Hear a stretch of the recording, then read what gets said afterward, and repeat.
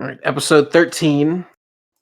We was gone last week because Jinsei wasn't feeling so good. Gotta let him get in a better place.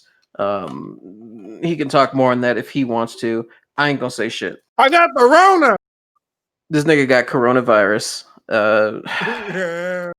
He didn't listen to Cardi B when she was telling the shit is real. Like, he didn't listen. So now this nigga got coronavirus. Got me crying and shit. Listen. I was never one of the people who was like, "Oh, that shit ain't going." I've never said I won't take it serious until it affects me or somebody else. I always took that shit serious. There was like I couldn't even tell you the exact moment I got it, or maybe I could, but it's not my fault. Shit is real. Them crackers. You feel me, Kaho? So, Jinsei, let me ask. No. I ain't done with the intro yet. Nigga, shut up. But yeah, on top of that, we're gonna be doing 2 episodes. One today, one tomorrow. I'm honestly not sure how we gonna release this shit. Maybe just release them back to back. You know, just since we did miss a week. I guess that makes sense.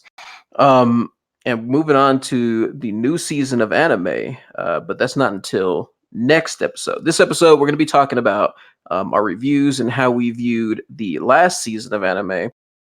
It's a little bit late, of course, but we're going to basically give like a summary of our feelings on each anime, and then our rating, 1 to 10, standard shit. 1 to 5 stars, whatever your proclivity is. I don't fucking care. Other than that, me and Steven have a bet going on. Now, understand this. This nigga Steven is a terrible conversationist, in my opinion. But when I mentioned this in our Discord chat last week, he said, next week, I won't need Jinsei to hold my hand. Because Jinsei was like, why don't you guys just do the episode without me? You know, so it would just be me and him. But I said, no, I ain't doing that shit because it would just be me insulting Steven for 2 hours. Because he can't hold a conversation. Anyway, Steven claims that he can hold a conversation now.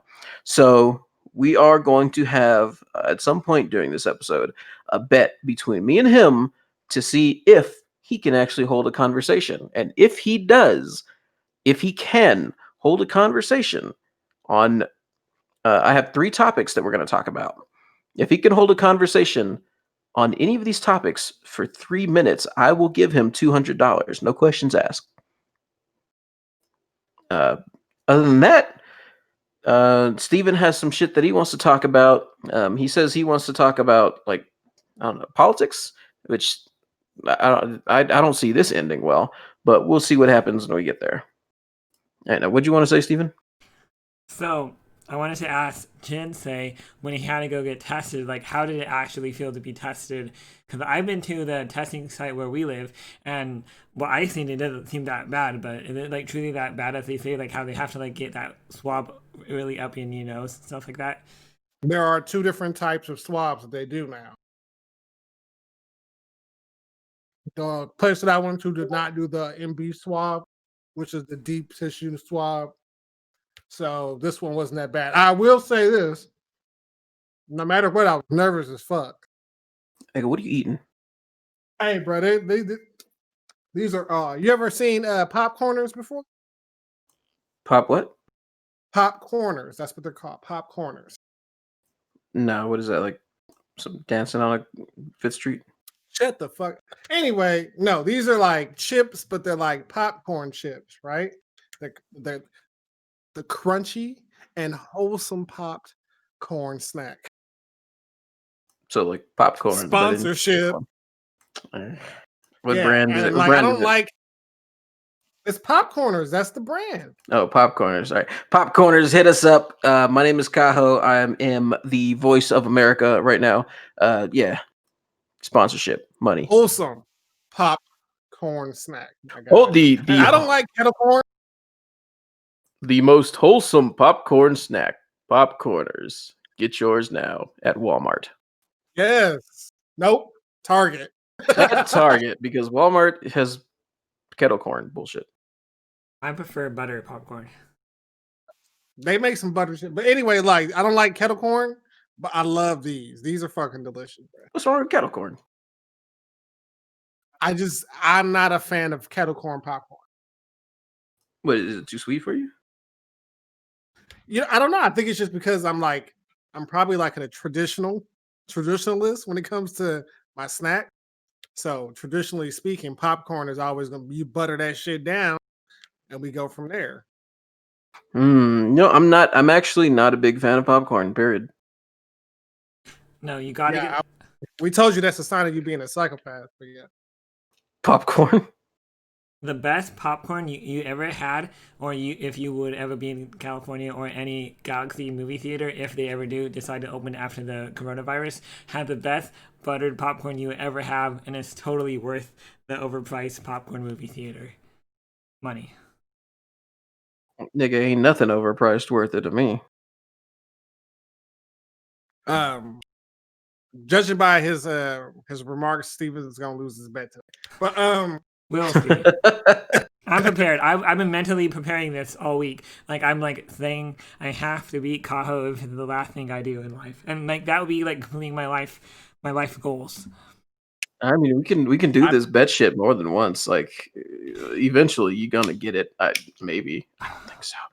Maybe you'll get lucky at one point. Who knows? I just don't want to lose too much money where I don't have to go out every week and buy figures. Because like I've been buying Ninaroids, like the little figurines, a whole lot lately. I just dropped my entire stimulus check on these little figurines. Yeah, well, you're not the one. You're only putting up $20 on the end of the bet. I'm putting up $200. So I know, but which is going back to the point that why do you want to like make it so much? Like, what's with that?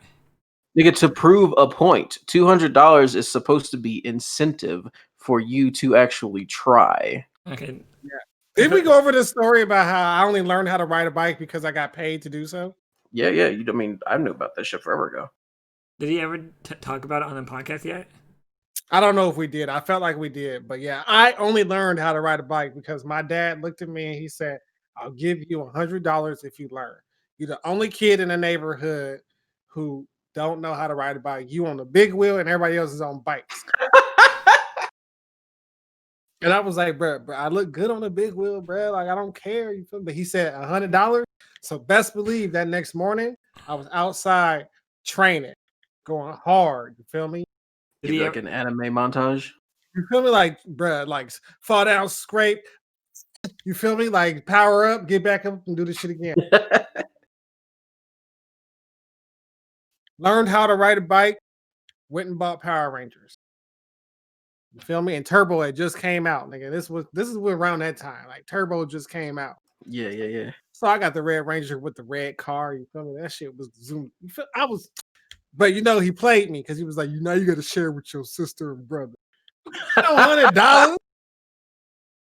Jinsei, when you were little, did he ever have like the Mighty Morphin Power Ranger toys when that you morphed into like the Ranger? Yeah, those suck though. You talking about where you press the button and they flip? Yeah, the little body piece flip and it goes from them being a person to being yeah, those toys suck. You never had any of those? Yeah, I said I had them, but he just said that he did. But they sucked. Like those were like B grade toys compared to, you always gotta go for the Zords. Feel me? You know what? I always wanted the Zoids, but I never had enough money to save up because I was always buying Legos and stuff like that. But like, I wish I could always have a Zoid because I never had the Zoids growing up. It kind of sucked. I said Zords. Zords, fool. Zords. This man about to give you so much money, dog. Hell yeah, he is. Hey, but what were you saying, Kaho? Because you weren't done. I just interrupted you because I was over here snacking. About what? You was saying something and you stopped. You was like, nigga, what you eating? Like, I don't know. Oh, it fucked it up. Whatever. What we doing? What the fuck we doing? Anime shit, I guess. So this right here Dude, how long? Take a look at the fucking how long we're going right now. See whatever the time is, and then write it down so that you can say, all right, this is where we transition into anime review shit. Already on it. And prior to this, just call it banter. Like I don't know what the fuck. I saw one of the things you labeled it like I don't even know what the fuck you labeled it, but it was stupid and it pissed me off just seeing it. Like this, what the fuck do you label this shit? Make sure you don't label this shit. Don't label it stupid shit. Label it banter when we're just talking to each other. One of these days, I'm going to listen through all of the episodes. Because I've only ever listened to bits and pieces when I'm showing it off to people. And I'm just going to do this shit myself. But in the meantime, this is us teaching Steven how to fucking keep track and do fucking timestamp. He's supposed to have been doing it for since we started. And he's only been doing it for a couple episodes now. And even then, the job that he does in the couple episodes, it's just leaving shit blank. Like this is when we're talking about the anime, and then for the last block is the last anime that we talked to all the way straight through to the end. Like there's no all right, we talked about relationships here, we talked about whatever the fuck here. Like you gotta get all that shit, not just the anime shit. You're right. I've been slacking, not gonna lie. Yes, I know. But I have to admit, Kaho, I do like your idea that you threw me at tonight with just writing it down on a piece of paper, which we should have been doing all along. But my lazy ass just didn't want to do it. All right, you old Jeff and ass, cut it out. Let's what are we talking about first? Okay, so I want to talk about Akudama Drive. Since that was a pretty hot one last season. I figured. Oh, we're rating anime right now, Steven? Is that what we're doing? Yes. Are we rating it? You're letting the viewership know that we are rating I thought anime for this. No, did we establish that? No, we did not establish it. Okay, yes, we are now rating the anime from last season. All right, go ahead. Go back into your bag of being fucking goofy. Go ahead. All right, so I want to ask Kaho, what did you think of Akudama Drive? As a whole, not just an episodic thing. All right, so Akudama Drive, I thought it was good. It was one of the better animes last season. I wasn't so keen on it after the brawler died, for obvious reasons. That was my nigga. Other than that, I guess it was good up until the final 3 episodes, because once we hit the final 3 episodes, it was just straight up predictable. I called every single episode prior to the episode. You niggas know this. You were here. You were listening to me when I was talking.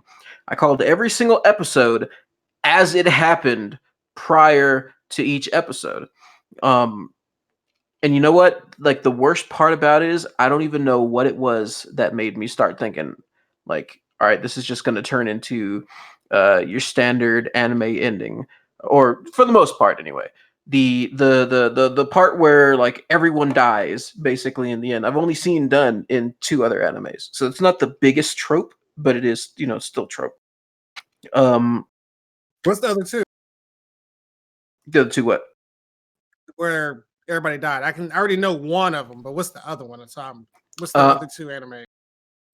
One of them was Akagame Kill, and the other one was what was it called? I don't fucking remember. What it's called. But I've only seen. There might be more out there. I've only seen. This is the 3rd one that I've seen where the main characters all die.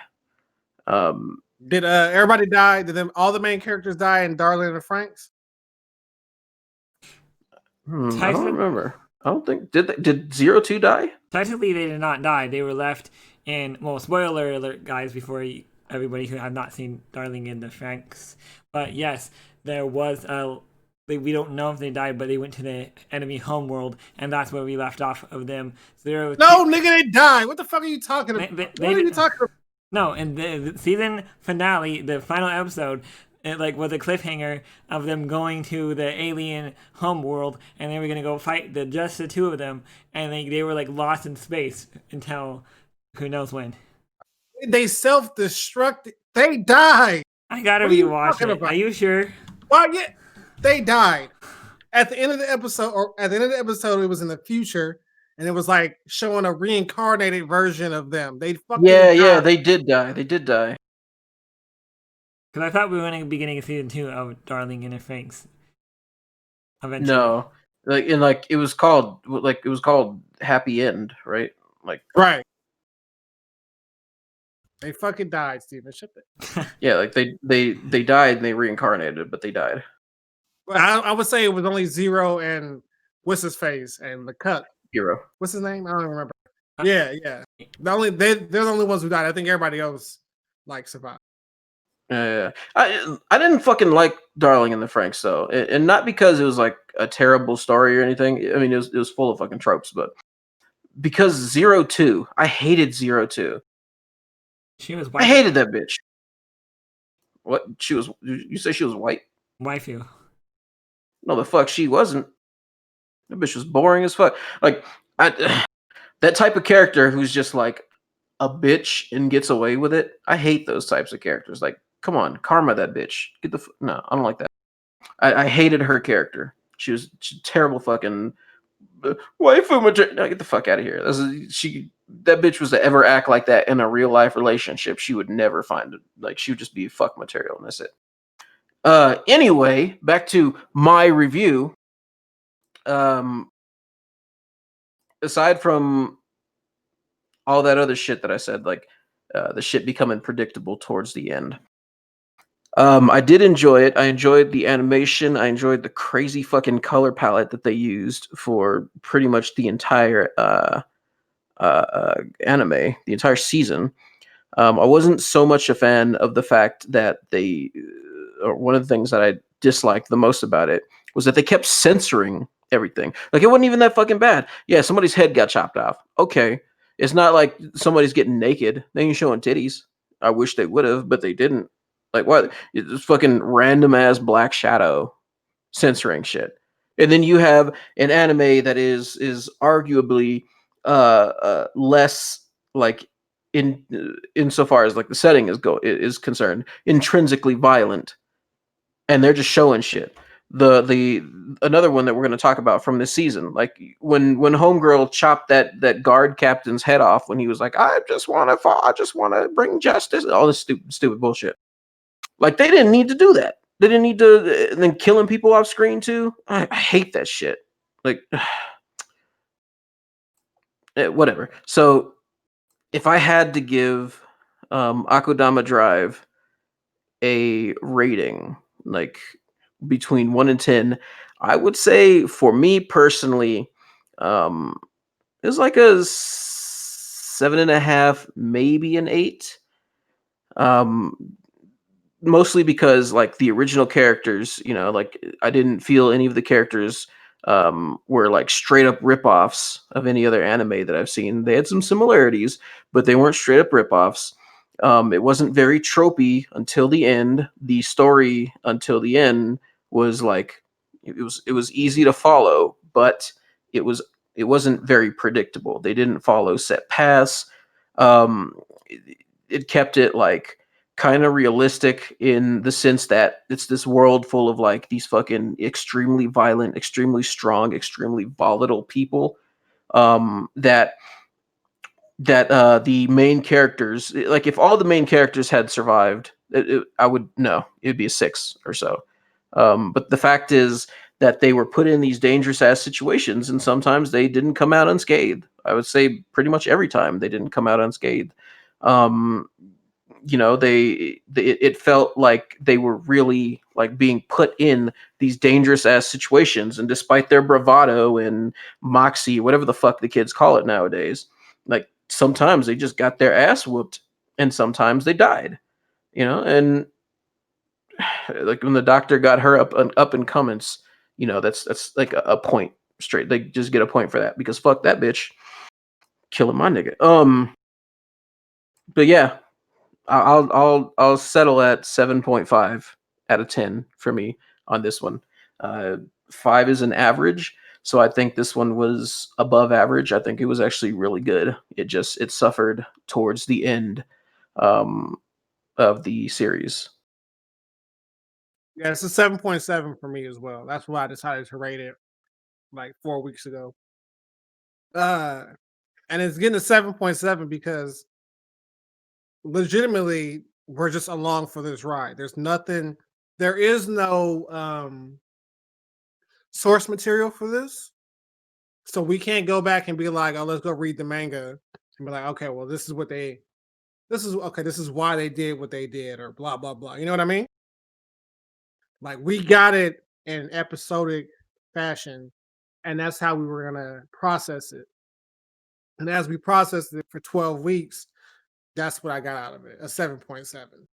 Like for the exact same reasons as you, but a 7.7. I'll give it the extra 0.5 because that shows how truly indecisive I am. Because it's almost at an 8. I think if okay, the twins make it to wherever the fuck they go to, and then what?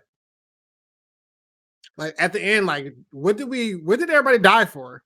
I don't fucking know. For these niggas to go to a mountain and sit there and look at each other? Okay. I don't know. And what happened to all that money that they made? Like that shit for what? You make billions just so you can die? Like this shit. I don't know. 7.7. 12 episodes. Perfect thing to binge watch though. Make billions and can't even spend it because like as soon as you try and use your stamp, oh, this nigga over here, come get him. I mean, I would assume that if they like got away with everything, they would have cleared their Akudama status, but I mean, is that something you can do Yeah. though? Like I know yeah, Steven- remember they did it for the doctor. Yeah, but like they did it for her because like she was working with the executioners. And like these Well, I guess like Swindler would be the only one who could get away. Well, Swindler and Courier, I believe, could get away with it. Cutthroat, he couldn't. Fucking what's his name? The Brawler, he wouldn't give a fuck. You can get away with it with what's old boy's name? Hoodlum. He can probably get away. Nobody really knew who the fuck he was. I mean once they Hacker, he become can get away with it. once they became super S rank, like how could they get away with it? They're basically like on a watch list forever. And this was I mean, if they were gonna achieve the goal and still live, I'm pretty sure like something in between happens to where it makes sense for them to go ahead and live their life after the fact. I mean, like I would think like they could launder the money somehow. Like it's in their account, but they can't get to it or else it flags. But like they can go through some sort of I mean, like money laundering happens in real life. You know, like you take the money out of one account and you spend it through several. I don't know why I'm talking about money laundering like it's fucking legal here, but you basically you go through a cleaning process of the money because it is attached to your name, and if you're a criminal and somebody sees your bank account, FBI, get them. Exactly, yeah. So I would think like the money would go through, like it would change hands a couple of times, you know, to get rid of the trail, and then eventually make its way back into their hands. That's the only way that I can think. Like, okay, they had a billion fucking yen or whatever the fuck the money currency was, and like they somehow make it so that they can actually use them. Because I mean, think about it. Like Courier was using money, right? Like he bought his food and shit, but but he was already an Akudama at that point. So he had to have had some way to clean his money. Yeah, I would just say I'm still gonna be of the thought that if it was a clean mission, like if they was able to get the kid, if the kids went to the fucking moon, they would have erased their fucking Akudama status. Like they weren't gonna be super S ranks. That's what I'm saying. I mean, like, no, I have a problem with that. I can't like because they were Akudama before they met Swindler. Like they already had that, and that shit didn't go away. It didn't start with like they were already S class. They only turned into super S class after they had released Cutthroat or saved him, and then stolen the two children from the train. Like they were already S class. They had like hundreds of years attached to their names. If they were ever caught, they would be serving hundreds of years. Like that shit And didn't and go all away. I'm saying is that the kids probably could have made it go away in a different universe. Oh, okay. I see. You're saying the kids might have done it. Yeah. I thought you just meant like in general, like oh, we couldn't, like some Grand Theft Auto shit. Oh, shit, we haven't been able to find him for 3 minutes. All the stars go away. No. I'm saying that like if the kids' main focus is getting to the moon, they're done. Okay, here, you got your money, and now we're gonna get rid of your Akudama status so that you can live a life. Oh, okay, I see. I see. I see. What you choose to do after that, whatever. A brawler, he probably gonna be out there brawling still. You feel? Go straight back to being an Akudama. I just want to fuck shit up. But that would be like a 4.5 anime to do. Yeah. No, I agree. Steven, what's your review? To me, this anime, well, since I am one who enjoys animation a lot, and I gotta say, it's an easily 8.5 just because I liked the colors in the anime, and also I thought it was a unique story, and it reminded me a lot like Black Lagoon. I don't know why this anime does, but I like it on how it has the feel to like an older classic anime, but yet has a feel to a new modern classic anime feel to it. But I liked it on how these characters had a rough start to the anime, and then they just even had a rougher ending. And especially like one of my like hard points was when Swindler basically went out and sacrificed herself so Courier and the kids could get away, and just stuff like that in the anime makes it feel so much special because the characters are badass when they actually go out of the way and get killed, unlike the main characters trying to like get away by themselves. They actually cared about the other cast members, and that kind of just goes to show on how unique this anime is. And I also enjoy watching unique anime, and I just feel like the quality of every week was pretty well done, and I just couldn't believe that the doctor just like betrayed like everybody in the group. And I just gotta say, besides that, it's an easily 8.5 to me, in my opinion. So I had to Google search Black Lagoon because it's like the third time we done brought it up, right? I ain't never seen it. So only two questions came up to me. One was, why the hell does he like this one so much to where he keeps bringing it up? Number two was, remember when we had our segment about a least watch anime or anime that's like under the radar that you should get people to watch? Yeah. And he named what the fuck did he name, Kaho? Some popular shit, right? Yeah, some popular shit like Right. So like, why didn't he name Black Lagoon? Right. So then I look at the images that pop up, and the first image that pops up is this blonde chick on a fucking bar table with some big ass tits. I was like, okay, that's why Steven watched this one. The second image was the main character chick. I'm assuming it's the main character, but she's like naked and hella big and buff. And I'm like, okay. I'm pretty sure that's an edited photo because the main character chick is not buff at all. She's like skinny as fuck with like a tube top, or not a tube top, but like a midriff bearing tank top and like some Daisy Dukes. I guess this is the Amazon version of her. I see. But the main story of Black Lagoon is a civilian gets turned into like a terrorist because he becomes a hostage, kind of like sort of like the Swindler does, and they just have similar stories but in different eras. All right, so here was what I pulled away from Steven's. Like it stuck with me when he said it and didn't go anywhere. He's like, it's a completely unique story, like Black Lagoon. Yeah, like, nigga, what? Like, yeah.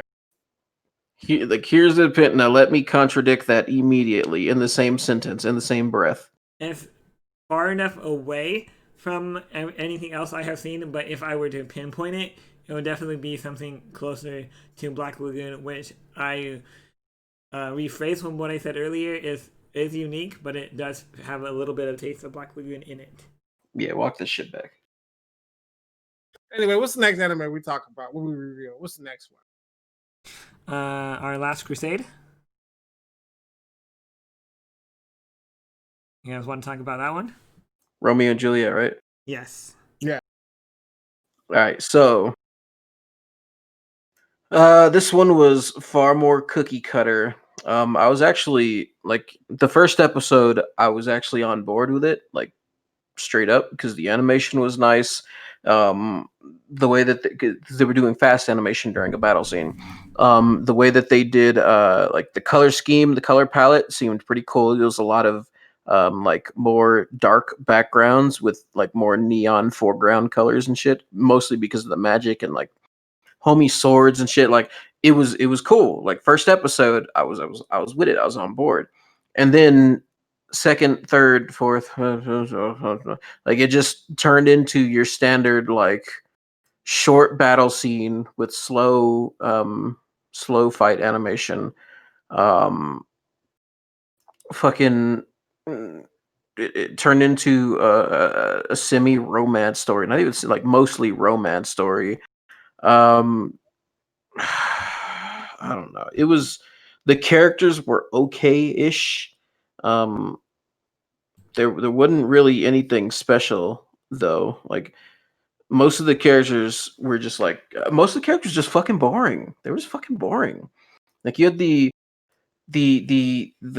standard fucking leader type character, the captain who doesn't know shit. So you have the idiot in charge trope. Then you had the standard girl next door with the other chick with the red hair in the group. Then you had the aloof sniper type character, the homie with the gun. And then you had the only thing that kind of saved the characters even a little bit to me was the fact that the main character was kind of overpowered. Like that was the only thing that saved character, or at least some part of the character. The I mean, I'm as big a fan of like the big titty anime girl as anybody else, but they went with the standard fucking blonde hair, blue eyed American looking American character, princess girl. Standard Ojo type of fucking attitude. There was just so much potential that I saw in the first episode. Like when she came out with that fucking let's freeze everything power, I was like, oh, that's dope as fuck. Just froze everything. If homie was on the floor, the only reason he escaped it was because he jumped over that freeze line. Like that was tight.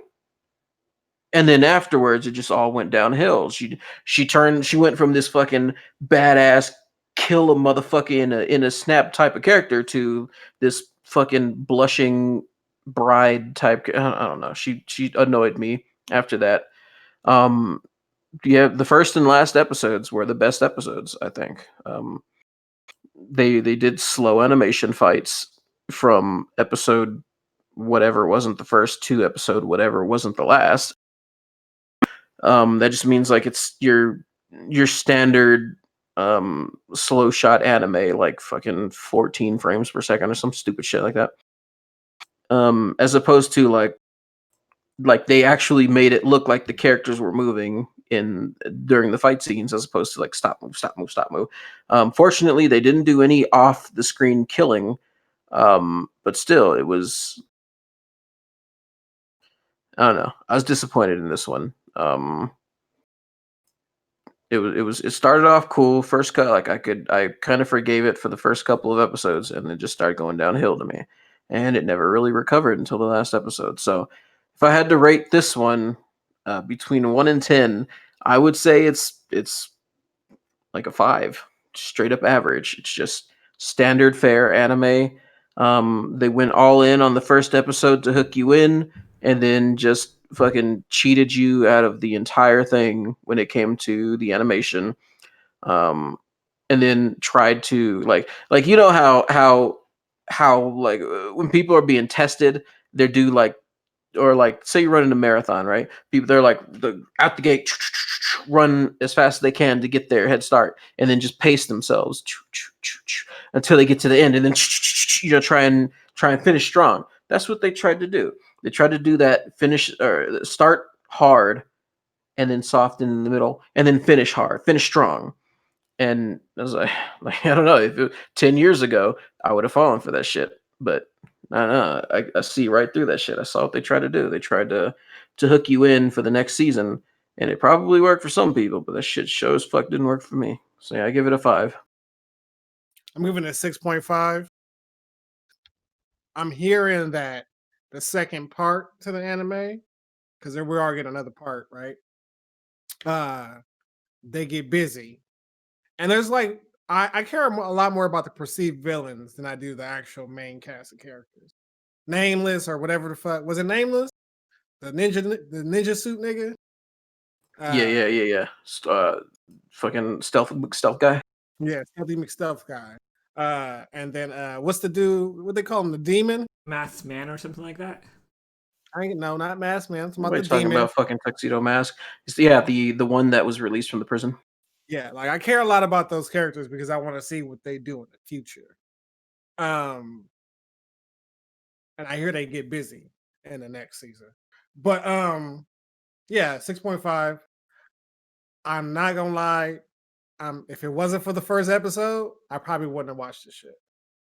So I'm one of those people, like, if this shit had started off slow, I wouldn't even watch it. Like this shit would have been like Inuyasha Part 2 for me.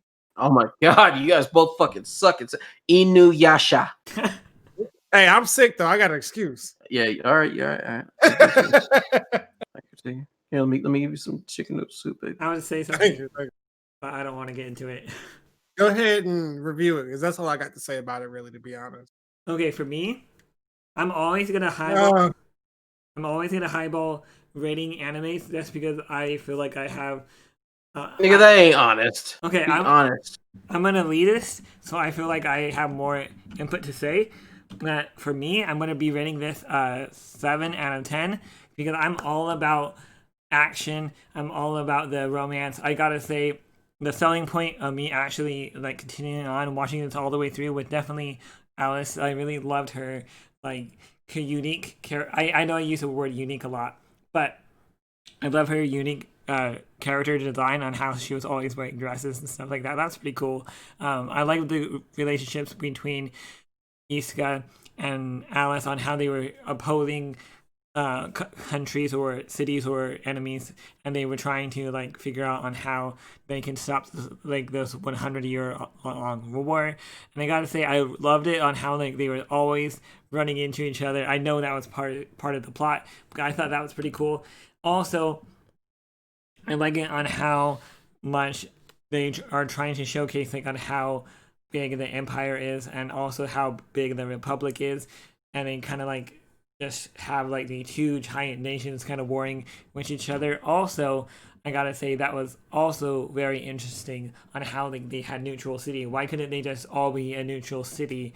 And with that being said, I gotta say the middle part was slow, but I liked it on how they also brought in the enemies at the very end of the first season. Although it did have its hit and misses, I will give you guys that much. What you guys already talked about, I do feel like that there was lower tier at some points in the middle parts. And I also got to say, one thing I really hit home with me when I watched the entirety of the anime was the fact that Isuka started pulling girls left and right. I feel like this is also becoming a harem. Now, this is just my perspective, and I honestly like enjoy harems as well. And that's pretty much all I have to say. It's pretty much a solid 7 out of 10 for me. I like how you said, like, I'm an elitist because I have bro, much like, more to say. Like, I have it for like, what does elitist mean to you? Just give me a definition of elitist at your mind. I'm not saying don't Google that shit. Just tell me what it means. I know. I'm not using my computer. So in my mind, an elitist is somebody who watches anime from a very young age. I'm not saying like, or who has watched a ton of anime, who like never gets bored of it and can see different types of tropes and just like very knowledgeable about it, more than one type of category and into animes, and they're more above an average like anime watcher, like not like a little bit more than a weeb and stuff like that. Yeah, Jinsei, will you tell this fool what an No, I ain't saying nothing. I ain't saying Come on, nothing. man. I ain't saying nothing. I want to just move on. Go ahead, and make No. your point. Hurry up. No. All right. first of all, that's not what an elitist is. Second of all, like the definition that you gave is a weeb. You're a weeb, homie. Like I don't know why you keep trying to distance yourself from it. It is what it is. You are one. Period. You're not an elitist. That's not what that means. Second of all, like the point that you hit on when you said I have more to say than most people. Like, Nick, what did you just say? What did you say in your review just now? What did you say?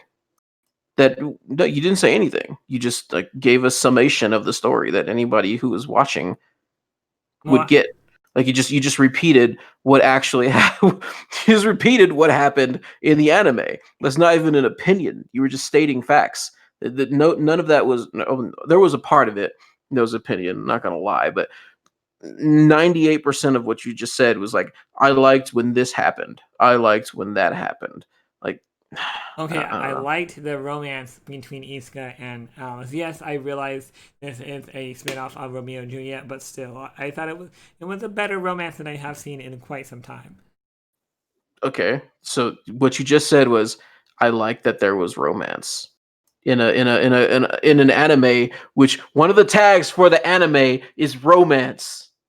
You see what I'm saying? You're not saying anything. You're stating what the anime is. You're not giving a review.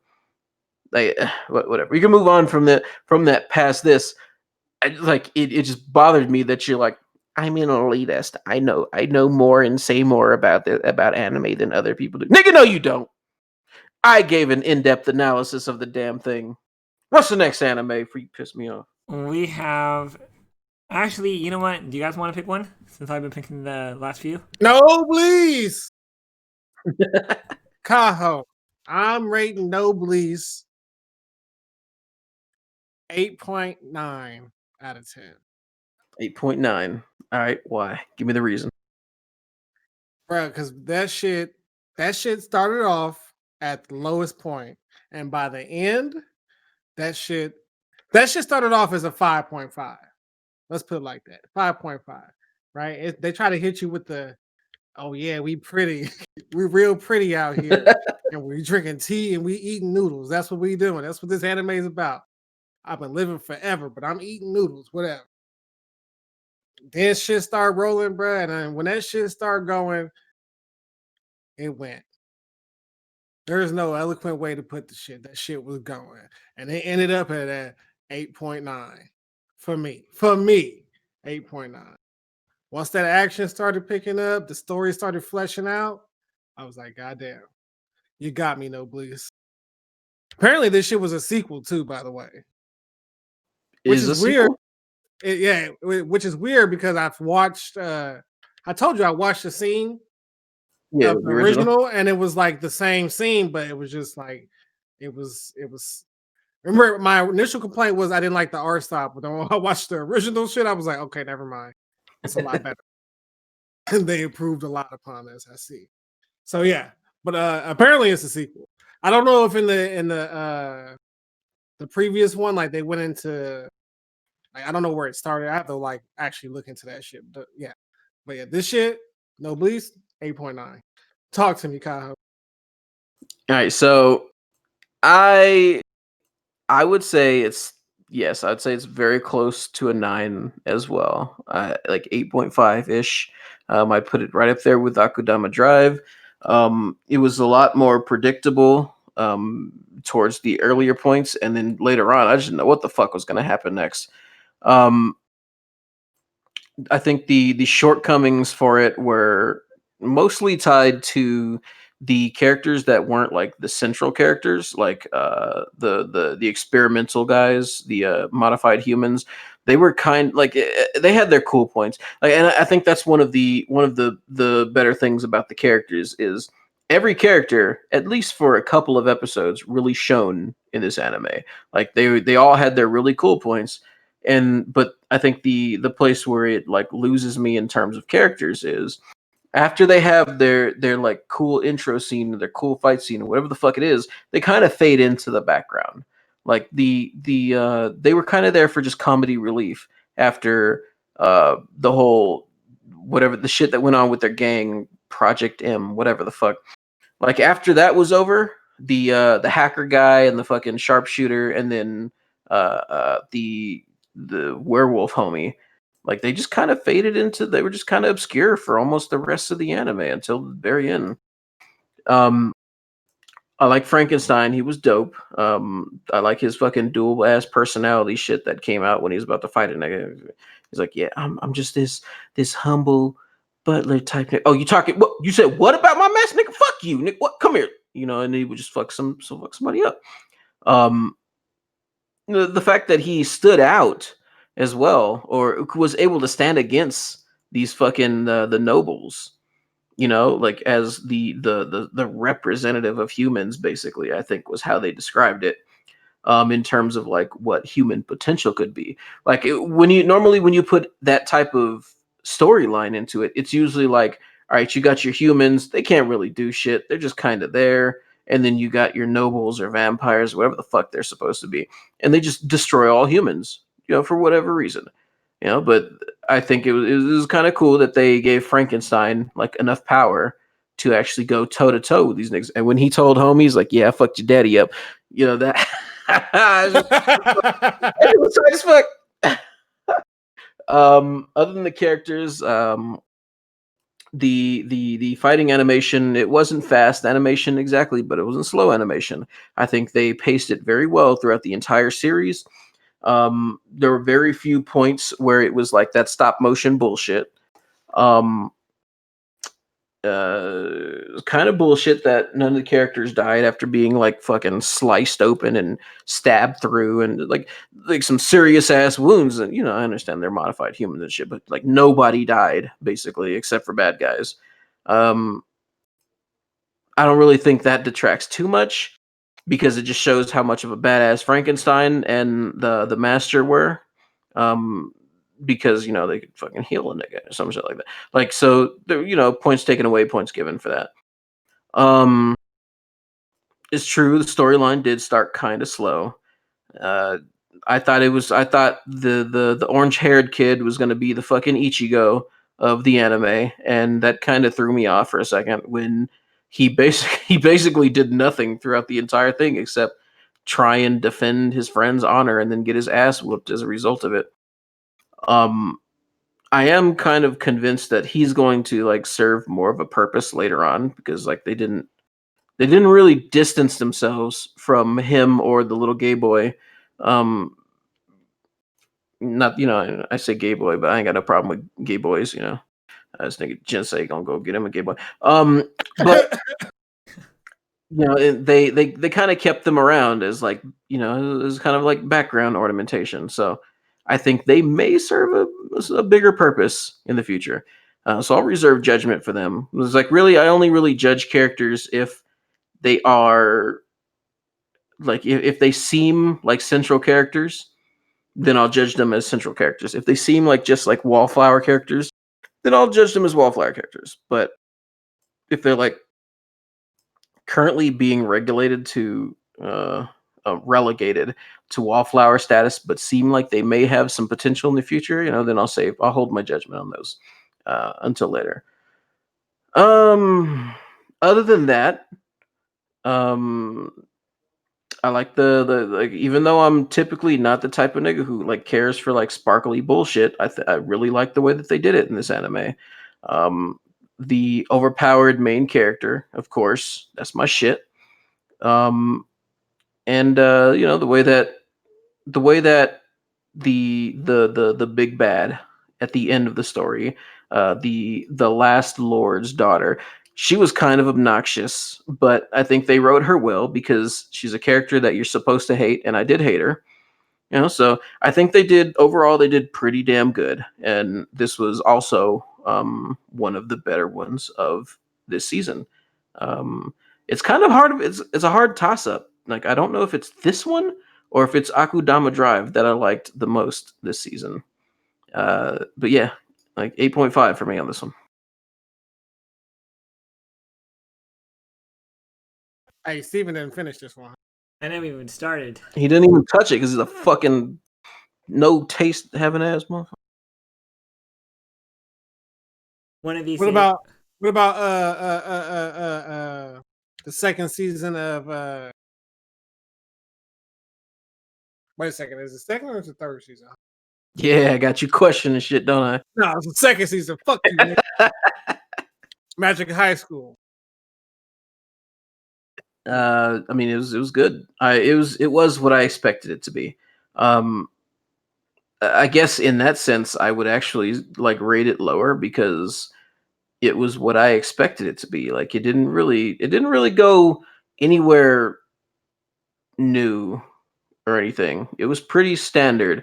And even though the standard is good, it didn't wow me or surprise me or anything. Like it didn't like the it only introduced one new character, or two new characters actually. But the second one was towards the end of the season, and she didn't really do shit. Um, but really, it only introduced one new character, and that was the fucking American chick who was, of course, blonde hair, blue eye, um, bullshit character. Um, I don't know. Like she was one of those tenacious tsundere characters. She was all right. She wasn't terrible, but no, she was nothing special. She Um, was murking niggas though. Like she was killing motherfuckers. Like, yeah, she was. And then pretty much every character who's a main character at one point fucked her up. So like, and that's the standard that I hold them to. Is like the main characters, the main roster, I should say, is going to be the standard, not necessarily like the bad guys. Because come on, you got the main character in this shit. Just fucking scorched the earth, destroy everything. Like that nigga could fuck everything up.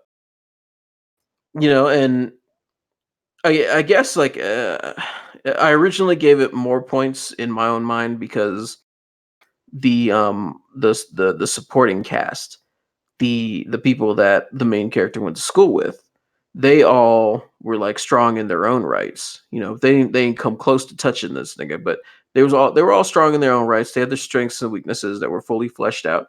And that's positive. I enjoyed that.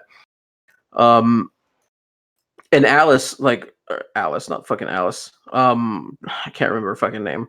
It started with a J, I think. But American Girl, like she was pretty damn strong when it came to the NPCs, but when it came to like actually duking it out with the main character or his sister or anything, like she just lost every fight, every single fight. Even the girl with the fucking sword, like she barely held her own against her. And she's not even like a full supporting character. She's like a semi supporting character. So whatever. And then the whole like the female characters who are like, oh, the Oni-sama, and they can't fucking actually speak to him or unless they get all flustered and shit. Like I'm not a fan of that. I'm not a fan of the fawning over the main character type of female characters, not even female characters, just characters in general who are fawning over the main character. Like they show like no strength and they're just 100% subservient when it comes to being around this character. I don't like that. Like I'm fine with harems. I'm just not fine with when they do that to these characters, to the characters who are supposed to be a part of the harem. They're just fucking dumbasses. Like like they can never talk straight. They get all flustered every time they get looked at. They just fucking come in their own fucking underwear. It's just like I don't know. I don't like that. I don't like it. So all that aside, um, from a personal what I expected type of standpoint, I would say that this was like a 6. But from a like comparison, like comparing it to just like anime in general that I've seen up until this point, I'd say it's an 8. In terms of rating it comparatively, it's still one of my favorite anime series. It's still one of my favorite anime series. I just the story held up pretty well. The dialogue and like the characters interacting, like that was all good. It just wasn't far away enough from the first season for me to rate it very high. It just felt like a lot of it was recycled, unfortunately. Yeah, I feel like when you get to the third season of this one, whenever that comes around, that's when shit like really gonna be on the up. And I feel like there was such a high off of the first season that the second season probably like really like going into it just wouldn't be fair to compare the two. But individually, as a season by itself, I'm gonna give it a 7. Mhm. You compare it to the first season though, and I'm like, I mean, they didn't have not one moment where this nigga like could blow up the planet. Like maybe he blew up the planet. You know what I mean? Like we just knew Yeah. we knew any issue that was gonna happen, he was gonna fix that shit. Yeah, he was too subtle with it. You know, he was very ninja like. Whereas in the first episode, like yeah, he had that like stealth shit going on too. But there were also moments where he's just like, all right, I'm gonna just destroy this entire fucking landscape to prove a point. You know, he just didn't do that shit. That bombastic nature of him is basically being tamed, and it's just kind of boring. My favorite fight is when they were doing that little training exercise and that motherfucker went up to old boy, snapped in his ear, and like Yeah, that shit was dope as fuck from the first season. threw his shit off. Yeah, me and Taylor, we started watching the first season. Oh, I started watching again. She started watching for the first time, and then her bitch ass fell asleep. And I was like, all right, I ain't never watching anime with you again. How dare you fall asleep during one of my favorite animes, bitch? You lucky I'm still with you, etc., etc. I never saw it to begin with. Yeah, we know. Next step, anime. I'm Standing on a Million Lives. I Mm. believe I said 7.6, and I think I'm gonna continue to roll with 7.6. I just feel like this is gonna be one of those, especially given how shit is. Like it's gonna be like a 5 year. Like it's gonna take us 5 years to actually get to the good shit. Uh-huh. Where these niggas fighting dragons and shit like that, and it's not just a dumb quest here, dumb quest there, cover 5% of the map. Right, right, right. But the shit that will push it to an 8 in my book is the whole revelation that it's not a fucking video game. This is an alternate universe, and if you kill the person, you're really killing a fucking person.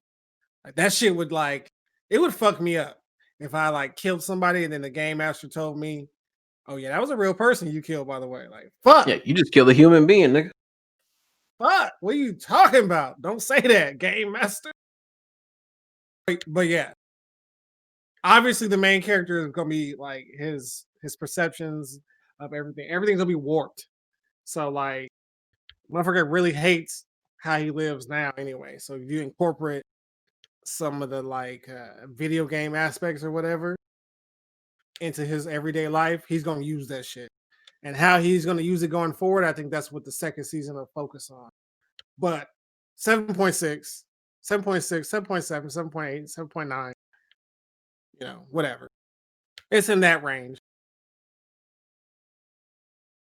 Steven.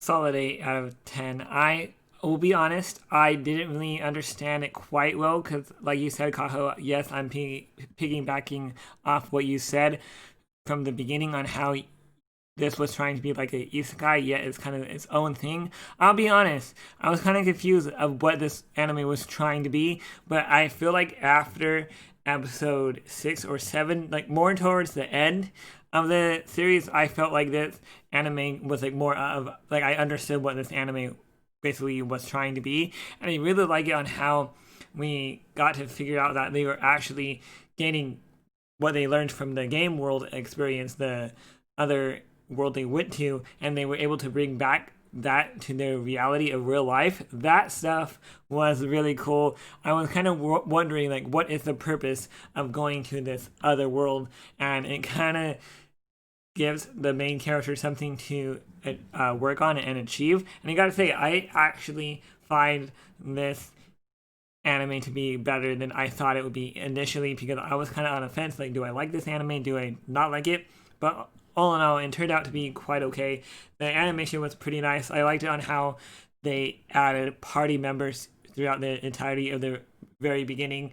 I also have to admit, I also enjoyed the episode 11, I think it was, when they had like that whole like other animation when they had like the spin-off of Sailor Moon, how they played the other anime. That was kind of cool. I kind of like that like hypeness it brought to that girl trying to get up to fight the enemy when she was struggling in the snow. This anime pretty much just grew on me, and it got better and better throughout the entirety of the season. And that's basically all I really have to say about my opinions on one. All right, so I would give this one, like, I'm torn because like I really like the isekai genre, and like this one kind of had its own twist on it because it was less like isekai focused and more like worlds colliding focus. Um, Especially with the fact that they weren't necessarily bringing their like abilities and like strength increase or anything like that to the real world, but they were bringing like their experience, like their minds were sharper because of what they had experienced, or like when the main character was able to like discern what the people who were robbing the place were about to do, not because he had like some sort of psychic ability, but because he had been in like actual battles and fights for his life where he had learned like he had like honed his intuition insofar as like what a person is going to do based on their body movements and shit like that. So that part was enjoyable. um the parts and this is the problem with this anime is I think the good parts were good but the bad parts were really fucking bad. um my biggest gripe with this anime is killing characters off screen. I hate when animes do that. And they killed a couple of characters off screen. Granted, they were side characters, but still, like these like the character's death in the cave, for example, was a driving force for the main character to like pick up his nuts and start fucking, like actually acting in earnest. He was walking and he found the dead body of one of his friends, one of the people that he had been traveling alongside. And the characters don't respawn, obviously, so he was just dead. And it pissed him off so much that it ended up giving him more drive than he had actually had prior to that event. But they killed the character off screen. They kind of alluded to what happened to him during the whole the log when he touched it, and but it didn't show it. At no point do they show what happened to him. They don't show, and I don't even know why, because like later on in the very same episode, or not the very same episode, the next episode, it shows the crazy night bitch cutting homie's head off. Like, so whatever happened to him, and they didn't show it, like it's not because it was too gruesome or anything, but they just killed this character off screen, and I hate that. I hate when they do that shit. It's a cop out. um Secondly was like the actual characters. Like the helpless character, the helpless knight chick. God, I hate that character. I hate characters like that. They're so like the constantly scared, always doubting themselves, can never do anything right, always bumbling around and dropping shit and getting in the way and dying to the stupidest shit. Like I hate that type of character. And I hate that they tried to like centralize 3 episodes on her. Like, what the fuck? Why would you do that? She doesn't lend anything other than a damsel in distress to this anime, basically. Like, and I understand, like, she had her trauma because she was like this person who's weak in the real world, and suddenly has her mobility and her strength in this fake world. But like, nigga, if I'm a person who's just like bedridden and shit, and then I get drawn into this special alternate dimension world where I'm a fucking warrior, like I'm tearing some shit up. Like that's a driving factor. And this character just, I don't know, it felt like a good driving factor wasted on this character because she was such a weak character. She just had a weak character, not literally weak. She had a weak character. And then your fucking standard popular chick in real life, whatever. Like she was super average. The main character, and like then the other chick, the I guess the one who's like more comedy relief than an actual character, the one who's like always fantasizing about like romance and shit. She was kind of funny. Other than that, she wasn't very useful, and she was always like very what's the word that I'm looking for? She was a contrarian, but for like seemingly no reason. Like even though the main character is basically like putting his life on the line multiple times for like whatever cause it is that they're working for, this character just implicitly or not implicitly, explicitly distrusts him throughout the entire fucking anime. No matter what he does, it's not good enough, and she just has this weird ass suspicion about him. Like it doesn't make sense. It doesn't make sense. If I'm suspicious of a motherfucker and he puts his life on the line 3 or 4 times to save me, I'm gonna be like, all right, this is my nigga, ride or die for this nigga. He did this shit for me, I'm gonna do this shit for him. But this character just had this weird fucking unchangeable disposition towards the main character throughout the entire thing. And for very little reason. I don't get like he saved her ass in their first meeting, and then she like immediately backstabs him. I don't know. It was a stupid character. Not as bad as the weak bitch, but still. And then the flesh carver, night lady, whatever. She didn't really matter to me. The only good character, I think, was the main character. And it's because he had like this complex range of emotions that he went through as he discovered more and more about the world that he was in, and then how it related to his own world. Like you could see him growing, even though it was a relatively short season, and it felt like it went by quick as fuck. Like he actually showed character growth, where the rest of the characters showed zero character growth. And he reacted very even if it was only for 1 or 2 episodes, he reacted very realistically to the information that he was being given from, the game master. These are real people. You just killed a real person. That strife that he went through, that fucking like inner monologuing about, how he should feel, what he should do, that's something that a real person would do.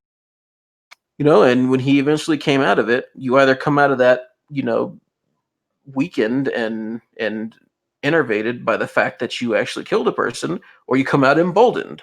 These are, and I know they're like diametrically opposed, but that's for a reason.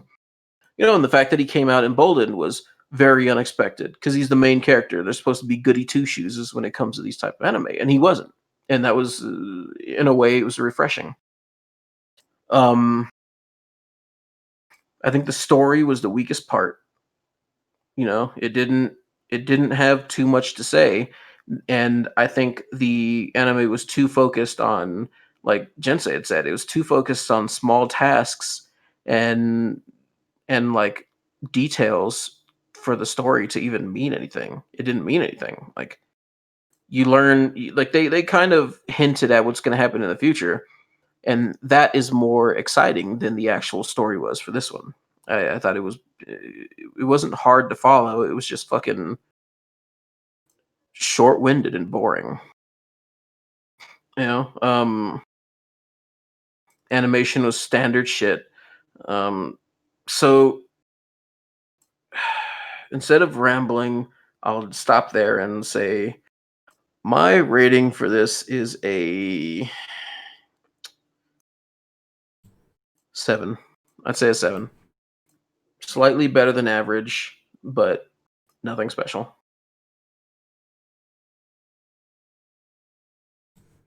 All right. Well, what about Talentless Nana?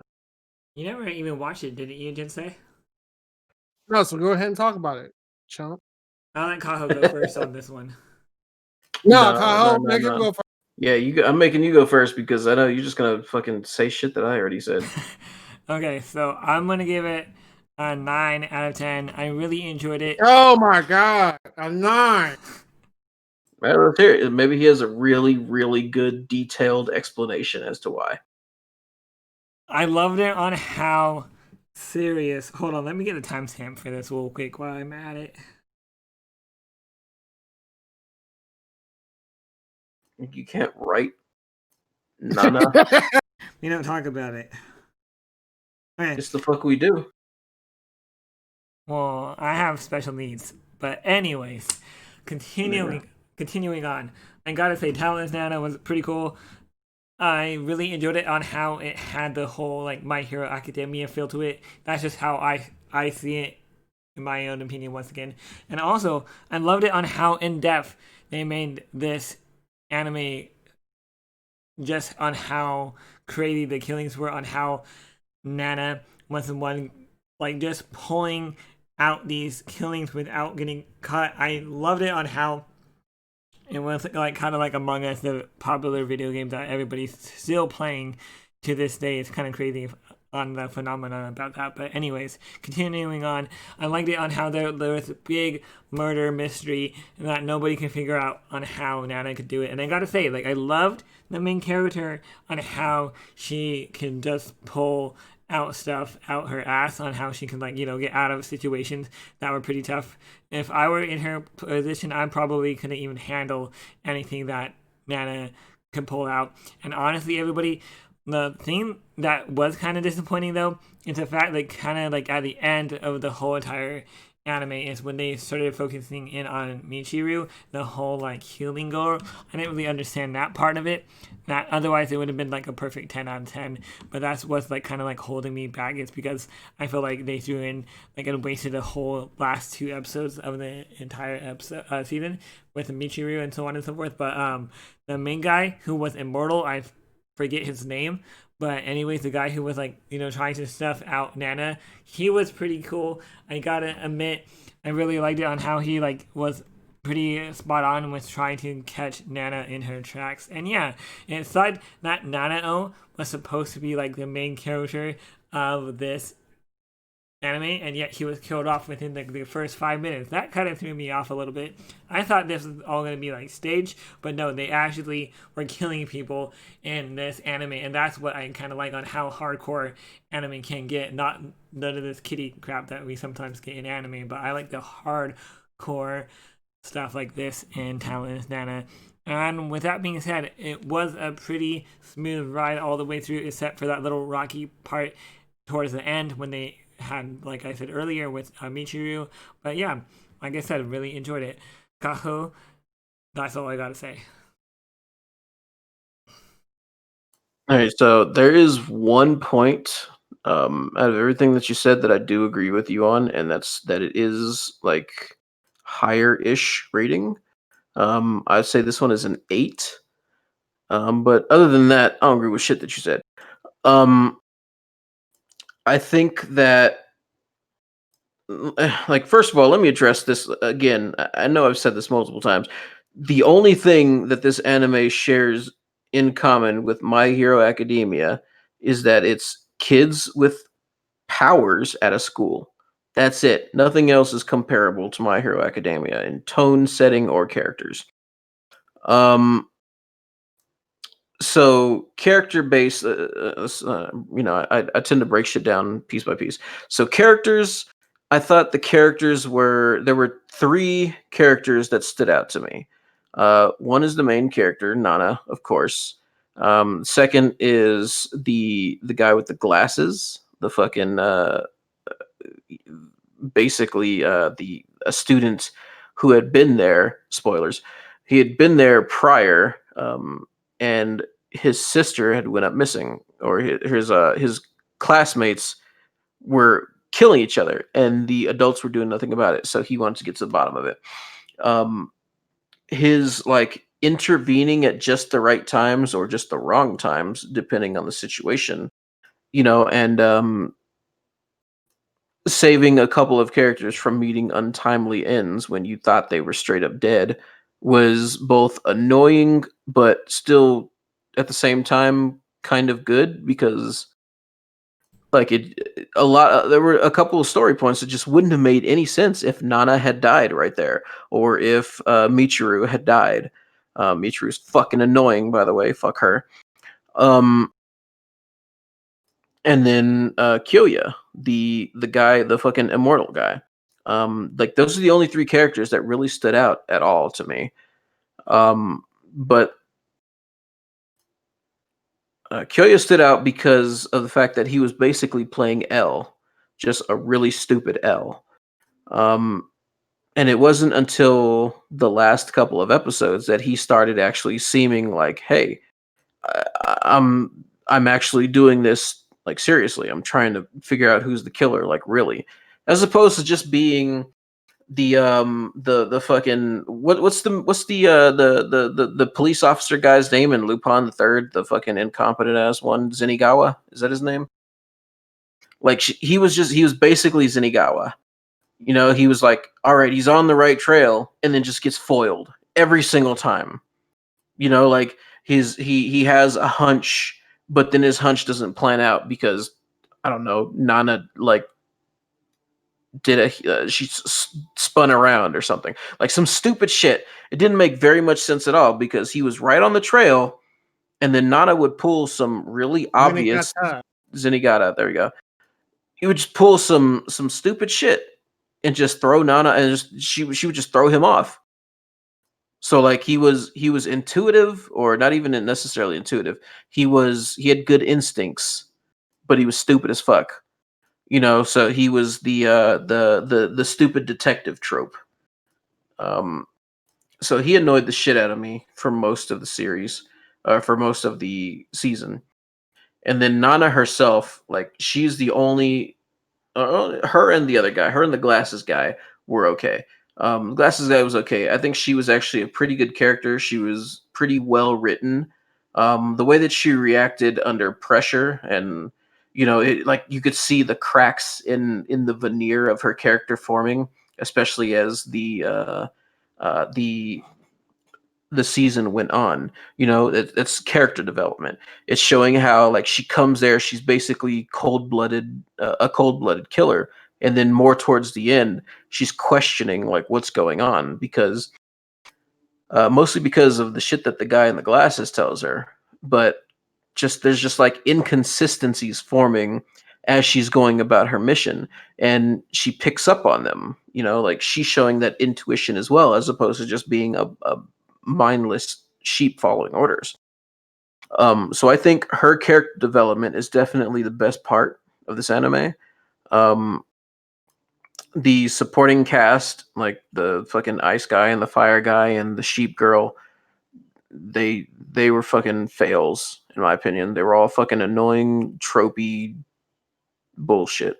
Like, so the supporting cast of this anime was dog shit. The main cast was okay, either from okay to good. The story was all right. I don't really have too much bad to say about the story, but I can't really go to uh, too far of lengths to extol its virtues either, because like it does kind of throw you for a loop, especially at the beginning when the first main character is just killed straight up, just thrown off of a fucking rocky ass cliff ledge type of deal. Like I didn't see that shit coming. But after that, it was kind of hard to not see the kills coming, like uh, and of course this is anime, so the actual main character, who's Nana, obviously isn't going to die usually. um and she just like, the way that she performs her kills are actually kind of unique up until she starts poisoning people. Then she just relies on poison for the rest of the fucking season, which is boring as fuck. But before that, like the way that she's killing people is it's I don't expect it. So it does deserve like some good praise for that. um Overall, yeah, I would say this is like an 8 for me. um it's pretty good. I do look forward to seeing how the next season plays out. Hopefully they will leave Michiru as a corpse. Thank God she's fucking dead. Fuck that stupid ass. Nana shot. I hate that. I hate that type of like talking like you're fucking 4 years old when you're clearly supposed to be like 16 or 17. Fuck out of here. I hate that character. 8. What's next? I think we covered everything, if I'm not mistaken. You're more than likely mistaken. Yeah. Yep. I mean, we do have that wondering which one, but I think I'm the only one that watched that one. Did we even review Jujutsu Kaisen? Think about nope. it. Not yet. We did not. Let's go ahead and dive into Jujutsu Kaisen. I don't even think we can truly review it because it's not over with. That's what I'm thinking too. I mean, if they're taking like several weeks off, you can say that's like the first season or like the first half of the first season or something. You can still review it. It's been like 13, 14 episodes. It's enough to review. I mean, it's gonna be this is gonna be the 9 out of everything. It's gonna be the 9 for me. Like this shit is depending very well how if this shit goes exactly like I think it's gonna go on my Naruto type shit, this shit is gonna be goated. Goated, Kaho. It's gonna be some shit that I'm gonna have to rewatch. I already know an episode's gonna happen pretty soon where I'm gonna have to watch that shit 4 times. I don't watch no episode 4 times, but I'm gonna watch that shit 4 times. All right, 9 from Jinsei. What about you? Give it a 7 as of right now, just You because trash. just because it's so much of a Naruto ripoff. I don't get me wrong. I love it. I love the sorcery in it. I love the action. I love the bleach. I just feel like it takes too much from other animes. I know a lot of animes do that, and also I gotta say I'm so curious what's gonna be happening to like his friend and so on and so forth. But no, I mean, oh well, it was okay. I honestly got kind of confused when they were fighting, but I understood when when Gojo actually explained the domain expansion. That was pretty cool. Not gonna lie, I really enjoyed the whole domain expansion where they went into different domains. That was nice. Also, gotta say, the whole entire the fight scene was pretty cool.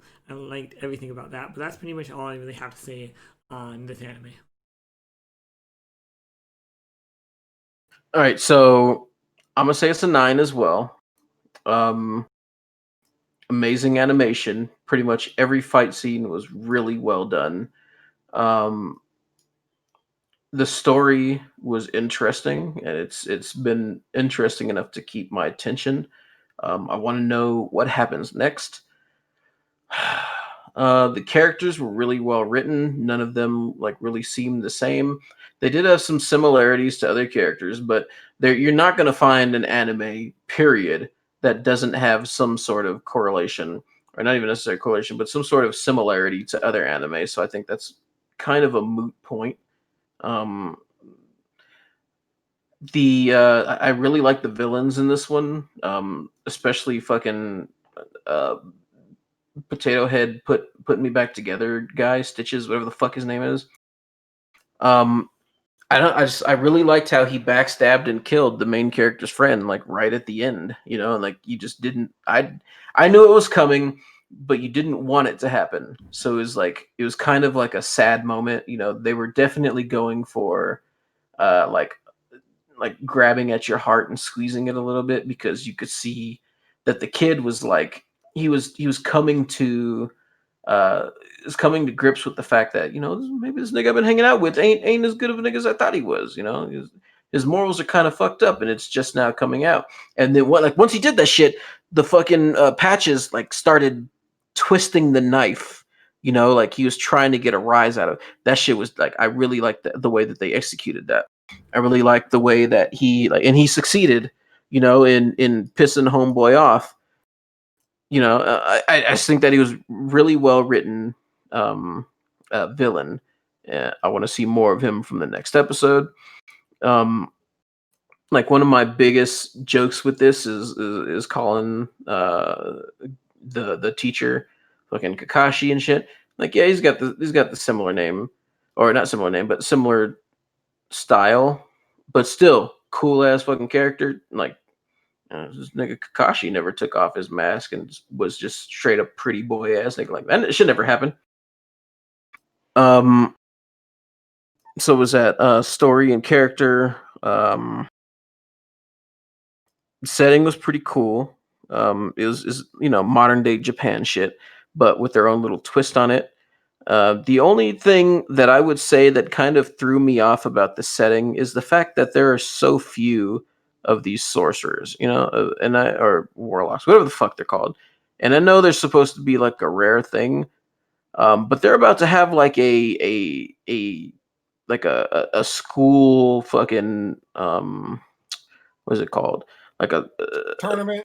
yeah, they're about to have a tournament, and it's gonna have like 10 people in it. That like I don't know. I don't know how much I like that. That it just sounds whack as fuck to me. Maybe I'm wrong. Maybe they'll pull more people out of nowhere, and you'll get like some actual like Naruto fucking Jonin test bullshit going on, and you'll see a Rock Lee fighting a fucking Gara. Who knows? Um, but I think that's the weakest point for me is that the world feels kind of barren. It doesn't feel like there's very many people in Japan, in modern day Japan, in this anime, and that kind of throws me off. Like I understand it's supposed to be like a secret fucking I don't want to say enterprise because that has a negative connotation to Organization. it. But yeah, there's supposed to be like a secret organization, but like when they go into town and shit, you hardly see anybody. Like, and that I don't know. I don't like that. I don't like that the world seems so empty. It seems like there's like maybe 100 people in the entire world because that's just how much they reference other people and talk. Like they don't talk about families. They don't talk about anything except for Homeboy's grandpa. That's it. Other than that, they don't talk about nobody that isn't like actually prominently featured in the story or in the anime. But really, like that's really the only glaring issue that I have. There are some smaller ones, but I don't really think they're worth talking about. So yeah, solid 9 for this one. I should have Um, known. yeah, it's probably I wouldn't say it's my favorite of this season, but it's definitely the best of this season.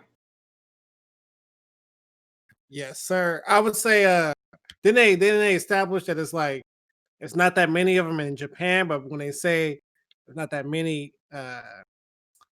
Jujutsu texts in Japan, there's alluding to there being more in not Japan. Yeah, that's what I said. It feels like there's maybe 100 around the world, considering like just the scope of how many are in Japan at the moment. I think tournament arcs and the training arcs as well. Like they're getting the training arc the fuck up out of here. Like they're breezing through this shit. When the shit resumes, you gotta assume that everybody has went through their training and everybody's gonna be more powerful. If I'm not mistaken, next episode's in 1 day, a day and a half. Cool, But cool. uh, I love a training arc. I love a fucking tournament arc. And I believe with the whole tournament arc and then not being that many characters, you're going to be able to easily care about every character that they introduce because every character is going to be prominent, if I'm not mistaken. So when you run into all these other first years and second years, you're going to assume that the main character is going to team up with them at some point anyway. Mhm. I think it's going to be easier to show you these characters and then develop them moving forward than giving you 50 motherfuckers at a tournament Right, and right. 45 of them you don't give a fuck about. You know what I mean? Yeah, yeah. Oh, I said Jonin. I meant Chunin when I was referring to Naruto shit. Not Jonin. Chunin. You good? We got you. So what else is there? Is that it? Now that is it. Jinsei, can I get a confirmation on this? Give me a second. Give me a second.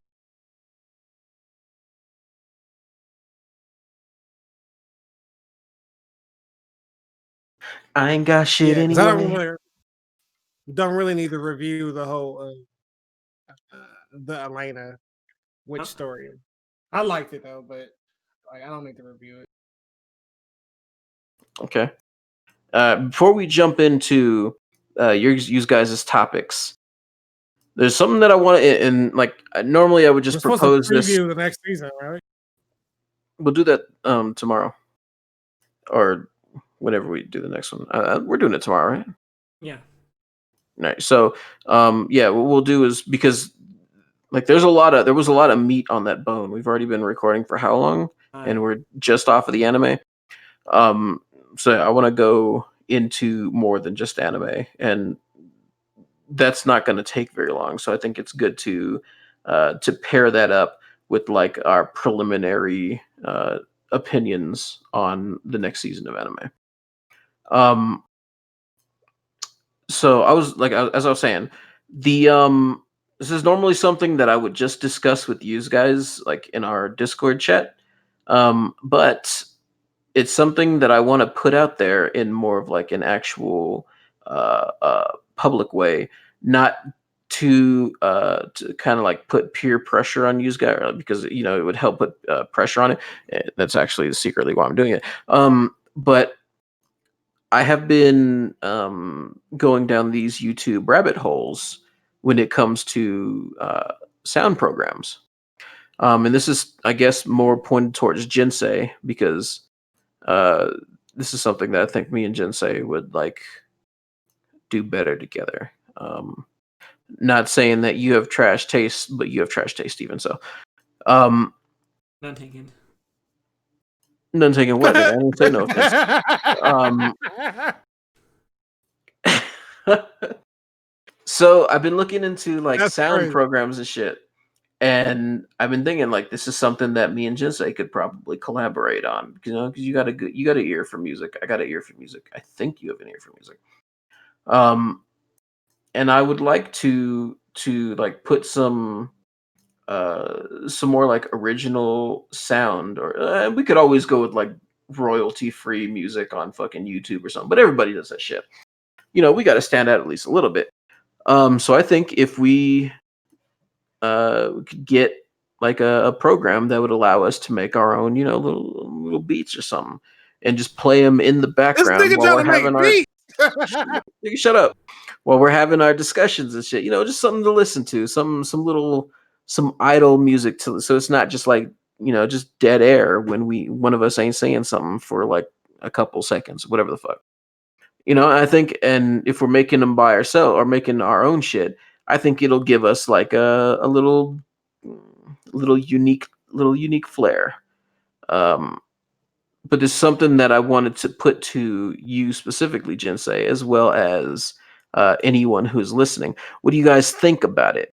What do you think about like if we had like while I'm talking right now, you could hear like a little quiet music playing in the background, you know, just something for your mind, you know, your idle mind to chew on while you're actually engaging with the conversations that we're having. Let me know what you guys think about that. Um, but you, Jinsei, what do you think about it?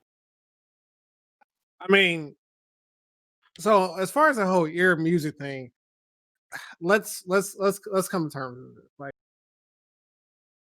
Like the whole for me for music, I just don't ever expect that everything that I like, or majority of what I like, or even a little bit of what I like, it's gonna be some shit that you like. You know what I mean? No, don't explain yourself. I'm saying that my taste it's Different. pretty unique. You be listening to like Linkin Park and shit. No, I'm not saying no. There ain't nothing wrong with Linkin Park though, you know. His mashup, they mashups with Jay-Z. I love those. I think we went to prom if I want to drop listen to some of that shit. But anyway, I digress. What I'm saying is it's like how I approach the music that I like and I listen to. I don't ever go into like that's why I don't like we got that channel, but I don't ever really share music, you realize? Because I'm never like, you know, You I a love this bitch. shit. There ain't nothing about being a bitch, Kaho. Fuck you, nigga. Okay. What I'm saying is It's just legitimately, I just like I'm like, I like this, and that's all that really matters. Like I don't go into it thinking, oh, this nigga Kaho gonna love this shit. Because 9 times out of 10, I think about gave you some music, you'd be like, nigga, get this shit out of my face. You know what I mean? Like who? What type of music? You talking about like Kid Cudi or fucking Lupe Fiascos? Yeah, Feature? yeah, yes, yeah. You know what I mean? All Like, right. Let me clear something up, and I'm surprised you didn't know this after all. Like, nigga, I don't actually dislike Lupe. I just diss on him because you like him. That's the only reason why I talk shit about him. hey, I don't even know that you diss on him. I'm just saying, Like, back when we used to talk like, music more often, I would talk shit about him in like yeah, you would, yeah, you in would. front of you and fucking Caden and Io, because I know that you guys are big fans. So yeah, I would talk my shit, but it was just because it got a reaction out of you guys. I don't actually got anything against them. You a vindictive bitch. But what I'm saying, but and this might be your fault then, nigga. Like I'm just saying, like whenever I like some shit, I don't ever be like, I don't ever really just be like, you got to hear this shit because I know you're gonna love it. Like this is some grade A shit. Like niggas do that shit with me. Like Io does that shit all the time with some Eminem. Bro, if you don't get that Eminem the fuck up out of here, I don't listen to Eminem at all. You know what I mean? Like these niggas like, oh, this is my favorite. Eminem whack as fuck to me. What Yeah, I about said it, Io. I said it, Io. This nigga Io gonna try to fight me for real now. But anyway, yeah, like so I'm just weird like that. That's what I'm saying. So I'm weird when it comes to the music shit. Otherwise, I'm playing Drake to you all day, Kaho. Nigga, Yeah, that's fine. I got a problem with Drake. what about Coldplay? man, here we go. Anyway, I don't know all nothing right. about So like, here's the thing, though. It's like when I said music, I guess I meant more of like what sounds like a good beat. Because it ain't like it's gonna be like playing and then somebody's gonna stop and they're just gonna hear like fucking Jinsei dropping Nah, I bars, get you. anything like that. It's just like like Art. some cool ass beats playing in the No, background. I get. I believe if we were to go based off of who our favorite artists are, your shit got to be fast at all times, like cause you like fucking Tech Nine and Clits Calico or whatever the fuck that nigga name is. Them niggas be going fast. They beats be fast. Not My all shit the is time. more. My shit is more melodic. Like I gotta be able to like the beat gotta hit my soul first before I really fuck with a song. Uh-huh. Right. And that's that. And if I explain it out loud and I say that shit to Io, that motherfucker be like, that's that light scared bullshit I be talking about. But you know what I mean? Like that, it gotta hit my soul. Like, hey, I can't wait to get this nigga Io up on the podcast, bro. You know why? Why? Because he's a fucking prude. Oh yeah, I know he's a prude. What's the Yeah, premium? like I was explaining some shit to him about some characters up on Attack on Titan the other day, and I still got the message. Like I didn't even respond to it, and his shit was like, "Oh yeah, that's right. They did have that lesbo thing, huh?" And I was just like, why you gotta describe two female characters like really caring for each other as like a lesbo thing? Like why is Io like that? You know what I mean? Like remember that Yeah, shit yeah, about his dad not being able to like joke around? Remember yeah. how he was like how unrealistic Family Guy is because the dad cracks jokes all the time? Yeah. I can't wait to get this nigga up on the podcast, bro. This shit gonna be A1. Anyway, I digress. What I would say is maybe we could do it to where we can get different beats that match the tone and the mood to whatever the fuck we talking about. Oh yeah, I mean, like in my mind, it's gonna be like a chill thing, regardless. Like you said, like yeah, I mean, I like fucking rappers that can chop and shit like that, but that don't really like that's not really conducive to the type of atmosphere, that we have here. We don't really go fast and hard unless Steven says something real fucking stupid. But even then, that only lasts for a couple of seconds usually. Like it would be more of a chill beat no matter what. It'd be more of like a So we talking about that lo-fi shit. kinda, but not necessarily exclusively. It's just like I'm not expecting us to churn out like some deep soulful ass shit and then have fucking Kid Cudi calling us up like, "Hey, can I borrow that track?" Like I don't expect that shit. It's just like some shit to listen to in the background. It's not supposed to grab your attention. It's just supposed to be there for ambiance, Like every now and then we can mix that shit up and put in something that's more like that goes a little bit harder or that, like tries to grab somebody's heartstrings or whatever the fuck. Like, that's the beauty of owning this type of software. You can make that shit yours. But for the most part, it's just going to be something, to like relax your ears or relax your mind while our voices are actually coming over. It's not something that you're necessarily going to want to focus on. So It's a little just something that's backstory. there. Little backstory to our listenership. In 2020, this nigga Kaho was gonna be a rapper. Ah, come the fuck on. I was never gonna be a fucking rapper, nigga. Cut it out. 2021. Cut it out. 2021. He said, "Fuck it, I'm producing beats now. Let's get it, Kaho. I'm rolling with the dream, bro. I'm rolling with the dream, bro. I'm rolling with you, dog. You know I'm rolling with you. Don't even. Hey, I don't give a fuck, dog. You know I'm rolling with you. Stop playing me, dog. Nah, I'm with nigga. everything. Nah. Nigga, shut up. That nigga. All right, so you still let that rap? You let still let me that rap, so bro? let me clarify some shit because this nigga is dumb as fuck. All I did was a friend of mine, actually the guy who made the landing page as well as the our to be used Overlay. yeah, that our overlay that we're gonna use later on. He is actually like he's like a little indie rapper from the UK, and he asked me to because he knows that I'm a creative ass motherfucker. He asked me to be on one of his fucking SoundCloud shits. And I did. And that's the end of it, motherfucker. There was no rap careers. Quit lying to people. Quit lying. Post the link. Hey, I ain't even heard the song yet. Let me hear it. You know Post why the you link. ain't heard it? You know why you ain't heard it? Because you a bitch. That's why. You ain't never gonna hear Hey, it. Because you a bitch. post that link. Nah, I'm Post good. that link, nigga. Nah, it's cool. Oh, you I don't a even big look, ass bitch I right don't now. even know. I don't even know if he's uploaded You it smell yet. it? You smell it? You I smell don't it, even know Steven? if he's uploaded. I sure do. I smell pussy. Is that you, Kaho?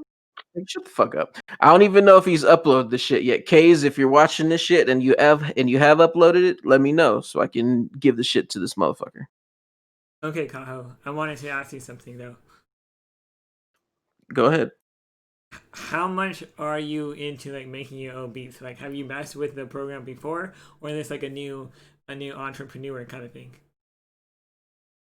Entrepreneur, what the fuck? No, I haven't done this before. It's just I'm a creative person, so it's just something that I feel like I could do if I wanted to. If I had the tools to, I'd probably fuck around with it. Like as the farthest that I've gone, I've watched a couple of tutorials just to make sure that it's something that I could grasp and understand and get the feel for. And it doesn't seem like something that I would struggle to grasp. Like there are nuances and shit that you can only actually get through experience. But up to this point, nothing has been hard to understand. Let's put it that way. So I think it's something that I could do. 808s and heartbreak. Kaho, what's up, baby? I say totally go for it, Kaho. That'd be kind of cool. All right. Well, You can make some weeboo beats for Steven's channel. I'll pay you. I'll pay you double. shit. All right, but the I guess the only real nail in the road on that one is that these programs cost money. Money. And if this is going to be something that is done for the podcast primarily, like I have no idea what else I would do it for. It's going to come out of not only my pockets but these niggas' pockets too. So you two talk amongst yourselves, while you're in like a break room or some shit. I know you got the Rona, so you ain't going to work yet. This is just like a little funny thing that I'm doing here. Don't take it literally. And Steven's head is in a fucking trash can. You guys can have a discussion about the shit. And then we'll go from there once you guys are ready to pitch in, because this is something that we're all going to benefit from. So we should all be paying for the shit. So is this going to be like a monthly thing or like a one-time deal thing? I'm pretty sure it's like you buy the software and you own it. But it's probably like one of those things where it's like $600, like $1,000. No. Like the one that I saw, I think was like $200. I'm not 100% sure on that. Don't quote me. But it was nowhere near as expensive as you think it is. Okay, that's not bad. Yeah, I'm down. I mean, to be honest, with the amount of money you about to get from Steven off of these lost bets,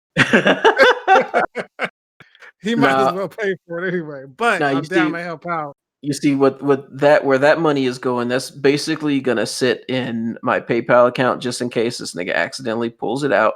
Then I can just give him his money back. I mean, I figured after 10 times you would just get the money that you bet against him. You're gonna break even. No, I mean after that though, if we keep it going after that, then I'll be able to take off the top. But until he actually succeeds, it's just gonna be his money sitting there, and then he can just have it back whenever he is actually good at having the conversation. Speaking of that, let's do that right now. Why don't we? Okay, so. All right. Nope. You be quiet.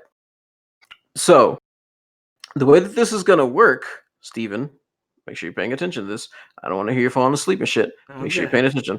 I'm awake. So, I have 3 topics, and we are going to talk about each of these topics. The most amount of time that we're going to talk about these topics is for 10 minutes.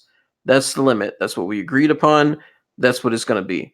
So, in order to win, you have to conversate with me without Jinsei saying a motherfucking thing to benefit you or to keep you on track with this shit. You do not get to help him. Remember, nigga, he said he can do this without you holding his hand. Exactly. So, I don't need a big boy Jinsei to help me out. He just called you fat, nigga. So without Jinsei helping you out at all, in order to hold this conversation, you have to conversate with me for 10 minutes straight. So I have 3, like I said, I got 3 topics. Wait. And what we're going to do is it's going to be like a strike system, right? So while we're holding this, we're like, say we come to topic 1, we're talking. You fuck up, I give you one of these. So. Not a soundboard or what? No, it's like a pen that Taylor gave me. But yeah, it just has like various no's on it. So 3 strikes and you're out, basically. So every topic you have 3 strikes, right? So while we're conversing, if you slip into some bullshit reply, or if you give me some stupid ass cop out answer that like adds no comedic value to whatever it is that we're talking about whatsoever, or you just give me like some generic reply, some generic ass like, this is what I think. Here's a fucking a fucking summary of what you just said right back at you. Then I'm gonna give you a and then once you strike out 3 times on that one, we jump to subject 2. You strike out in 3 times on that one, we jump to subject 3. You strike out 3 more times and you're done. You lose. Okay, got it. But let me ask you a question, Kaho. Am I gonna be able to like have somewhat in common for what you're gonna, or is this gonna be like something totally new discussions, or do I have at least some knowledge of the discussion? They're going to be things that you should actually be able to hold a conversation on. Like it's all up to you being able to keep a conversation going. I'm not gonna say like, let's talk about billiards, Steven. Like, you don't even know what the fuck billiards is. Why the fuck would I talk to you about that? And then a billiard like a duck. You're so fucking dumb. That's a mallard. A mallard is a duck. Anyway, yes, I'm ready if you are. All right, cool. Jinsei, you good? So am I not talking at all? Or like No, I'm you down to can. listen. You can. You can't. No, you can talk. You can participate. It's just that you can't feed Steven answers like you normally do. And like, if he starts saying some dumb shit, don't stop him from saying dumb shit because I need to wait until his dumb shit is done and then go. Also, second, Shorty gave you an anti-rape pen. It's just a pin. It looks like a pipe, actually, and it's got The like a anti-rape pipe. Okay. no, nigga. Like if it was an anti-rape pipe, it would be more like a rape whistle, right? Like something loud and hard to unhear. Now This that's is like I thought that was like for interpersonal use. Like I need some of that. I need that something. You know, sometimes you just be in the mood. So I just want to hit the no, don't touch me, harlot. You know, you feel me like that. That's what I thought. Okay, all right. Bet. Anyway, all right, let's do this. So Did y'all shake already? Y'all shake hands yeah, we'll give virtually it on this virtually. bet? Now this is gonna be 10 minutes. Are you sure we can actually pull a conversation off if I am doing this correctly and actually thinking through? Can this last for 10 minutes, or do you think that's a little too long?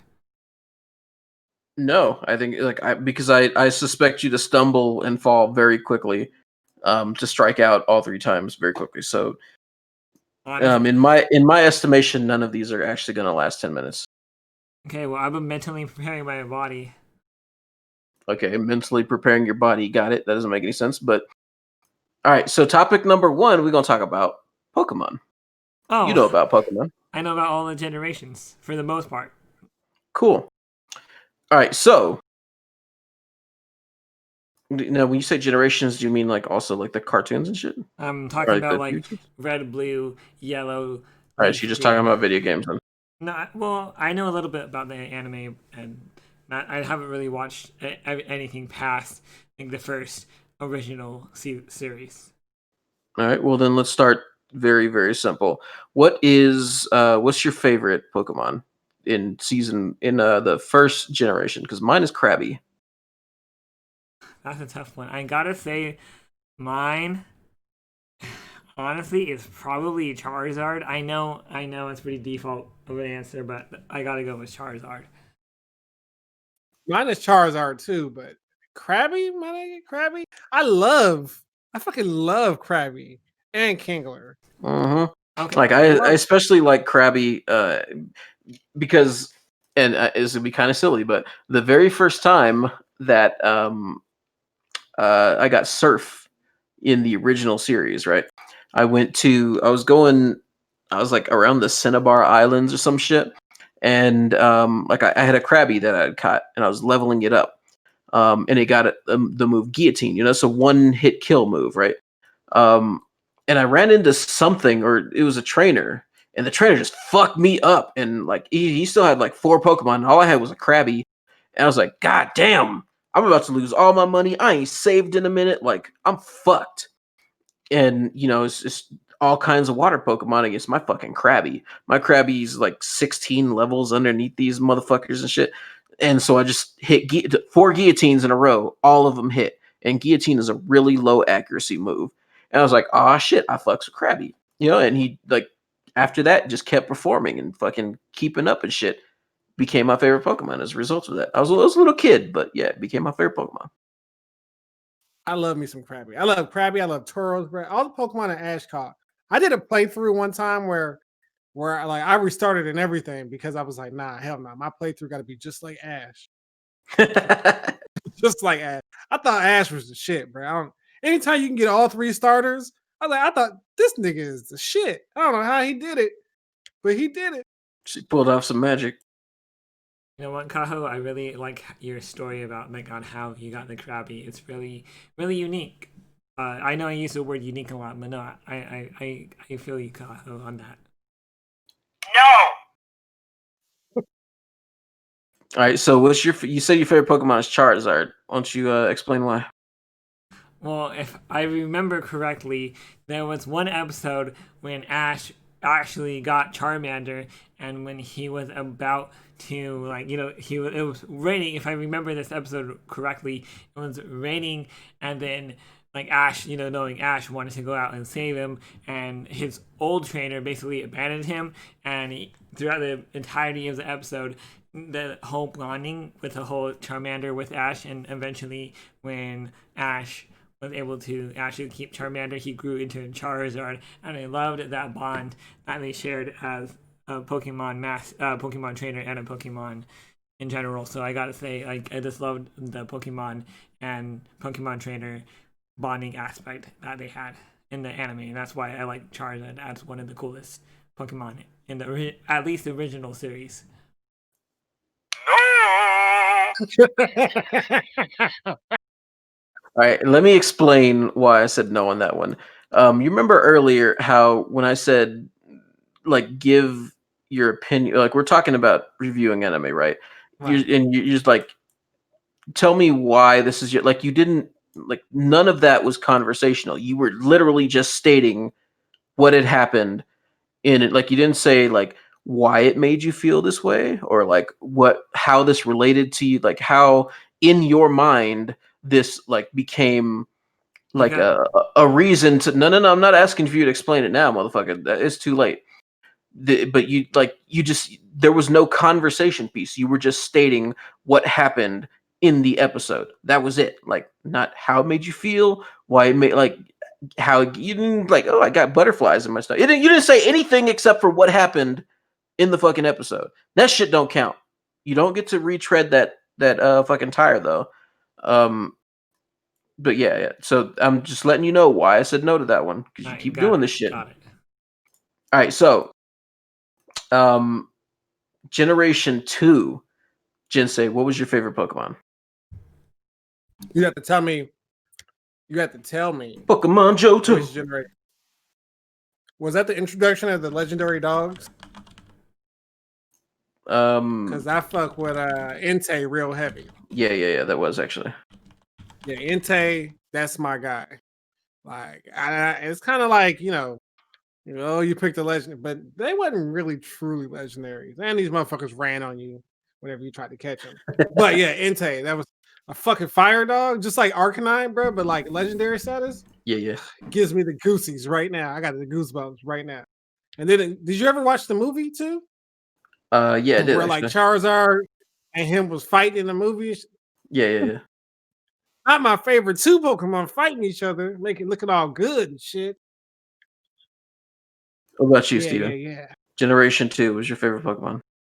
My favorite Generation 2 Pokemon. Now, this actually has a story, alright? I actually like Girafarig. I think that's how you say his name, correct? Yeah. So, the reason why I like Girafarig so much, so I used to be a heavily Pokemon Go player. I don't know if you played it or not, Kaho, but... Wait, nigga, Generation 2? Yeah. Like, when Pokemon Go was out recently, Generation 2 was like when we were kids. I know, but hear me out.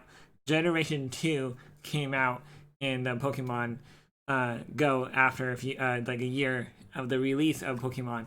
So like I'm backtracking here, but I played a lot of Pokemon Go, and then why Girafarig became my favorite Pokemon in Generation 2 is because that Girafarig was a rare Pokemon in my city, and it took me months. Because I used to play, like I said, I played Pokemon Go religiously, and I couldn't find the life of me to finish my Pokedex in Generation 2, and I finally got my Girafarig after scanning for months for a Girafarig, and I got him in a park near my house, and I thought that was the coolest thing ever because he was a lot harder to get in my region compared to other places. So I like. Okay. So he became your favorite. Maybe I misphrased the question. Let me rephrase it. Back when Generation 2 had come out, which was your favorite Pokemon? Gotta say Sudowoodo. Why? Because he's a tree and he wiggles. I should know you for that. Actually, let me go back. Let me interrupt real quick. Let me go back. My actual favorite Generation 2 Pokemon is Heracross. Nigga, why you take mine? Bruh, Heracross was so fucking dope, wasn't he, bro? He Like, was for though. real. He was though. Like, bruh, like, Heracross! Like, that was my nigga, bruh. Like, he never fully said his name, nigga. Heracross. Heracross is a black Pokemon. That's why. He's a black Pokemon. Okay, all jokes aside, Kaho, no, I don't really care for Sudowoodo. My favorite Generation 2 Pokemon is honestly, what is it's Tyranitar, the evolved form of, Larvitar. Granitar. Yes. Granitar's the final one. I just love on how big and how cool he looks. He looks kind of like, ancient compared to all the other Pokemon. He kind of like stands out to me, and I like Tyranitar. Cool, but I said no right there. And this is something that you do pretty often. Is after somebody says something, you walk your shit back. Change your mind. Don't do that shit, man. Like think about the shit. Like even if you gotta like when I ask you like what's your favorite Pokemon, like you gotta be like, all right, let me think about that. Like do that. You know what a shitty conversation piece it is when you're talking to someone and they like, oh, here's a quick answer just to get you off my back. That ain't conversation, motherfucker. That's disrespectful. Got it. Okay, right. I get that. Cool. All right, so fucking Jinsei said pick my Pokemon. Always take my hairstyle, my Pokemon shit. All right, so now we got to move off of Pokemon because that was topic 1. This nigga struck out. Went to the outfield. I scored like 16 points. All right, so he's back in the fucking the batters. Yeah. No, not in the dugout. You're back on the back up to bat. All right, so topic number 2 is gonna be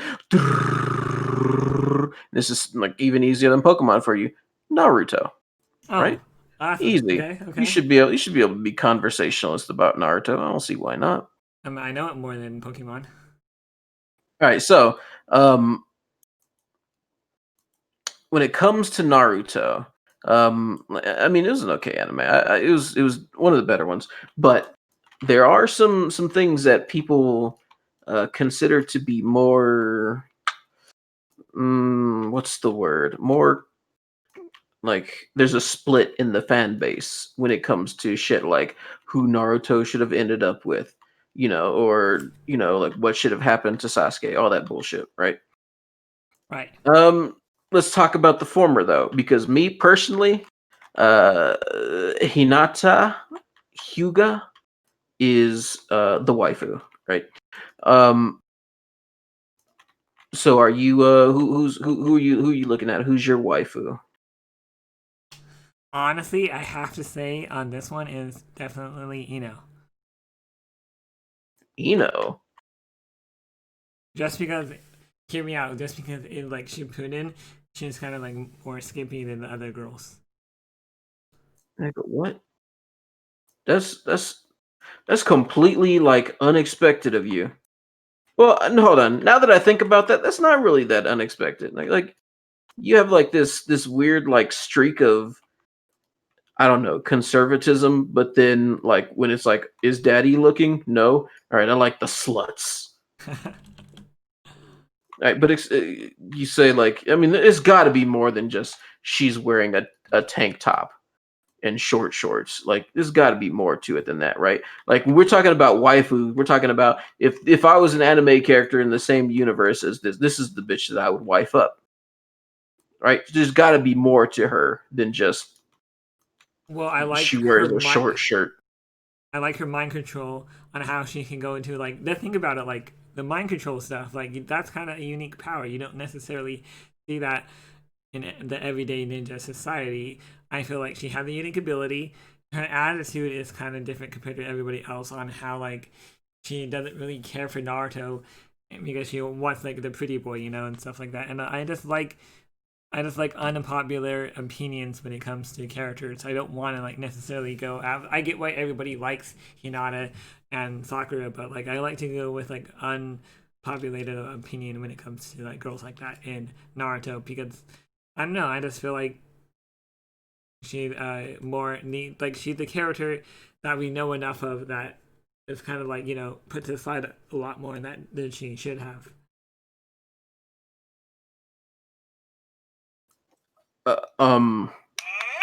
Only because I didn't understand what the fuck you just said.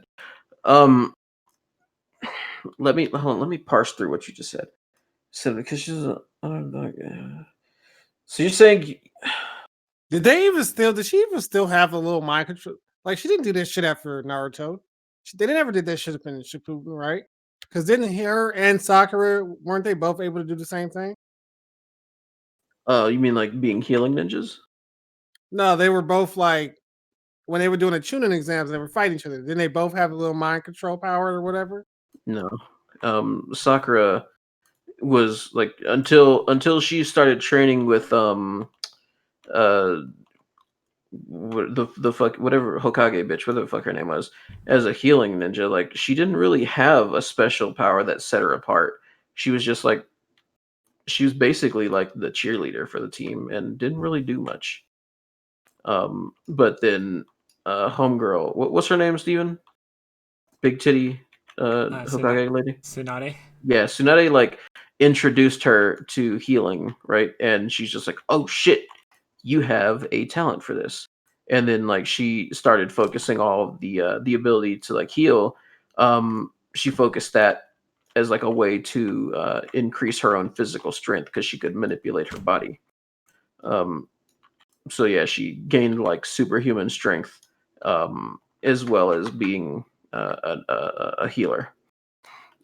Whereas Ino, like she retained the ability to do the whole mind transfer thing, but she didn't do it very often. Like she was very background characterish.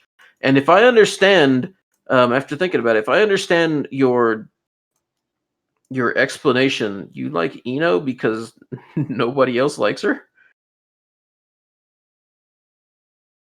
Well, I just don't like it on how, like, here's the thing. Like, I don't like it on how Hinata and Naruto got close to each other just because Neji died. I wish that, like, Naruto would have seen Hinata for who she actually was. And I get it that that's what Kishimoto was going for, was for Neji to die in order. By the way, spoiler alert for those who have not seen Naruto yet. Yeah, spoiler alert for people who haven't seen a 10-year-old anime. But anyway, I just feel like that Kishimoto just did that in order to draw Naruto and Hinata closer together. Even though we already knew from the very beginning that Hinata liked Naruto, I just wanted, like, I just wanted, like, like I always thought about, like, what if, like, Naruto, like, married, like, different lesser characters in the Naruto verse. I think that would be pretty cool. Besides just, like, you know, the main ones. So what you're saying to me right now is that wait, first of all, who do you keep name dropping? Who the fuck is Kishimoto? The creator of Naruto. Why you keep name dropping this nigga? Like you don't get no points for that. Because he wrote the anime and the storyline. That's not what I asked. I asked why you keep name dropping him. Like, yeah, he wrote this. Yeah, okay, he wrote the story, but who cares? Nobody asked about no Kishimoto. Anyway, All right, Kaho, let me ask you this. Why do you like Hinata as waifu material? aesthetic. First of all, she got the big old titties. I ain't gonna lie. I got like shallow desires when it comes to that type of thing. Also on top of that, like she's the only character who is just like 100% genuine throughout the entire fucking series. Like she holds nothing back when it comes to like her ambitions. No, she's not as talented as a lot of the other people. Like she wasn't as talented as Neji or even as her little sister. But like she was just like headstrong when it came to actually working towards her goals. You know, she's like the diametrically opposed to the character in I'm Standing on a Million Lives or whatever the fuck. You know, because she started out weak and then she let her passion and her drive push her towards becoming a better character. Whereas the one in the other anime that we were talking about is just like weak, weak, weak, weak, weak. Never becomes stronger. Never does anything. Thus far, at least, never does anything worth a shit. She's just there. And even though Hinata's not a big character, um, aside from her one arc and a couple of basically cameo appearances, I think she has like a huge personality that stands apart from every other character in the entire anime. And that's why she is one of the most popular characters in the entire fucking anime. You know, throughout the entire like fandom, even though she's not utilized very much. Because she's true to her character, right? Like What? No, I didn't say she's true to her character, nigga. I said she's true to her ambitions and true to her goals. Are you paying attention, nigga? Okay, let me ask you another question about Naruto, since I am pretty well reversed in Naruto. What was your favorite arc in the anime?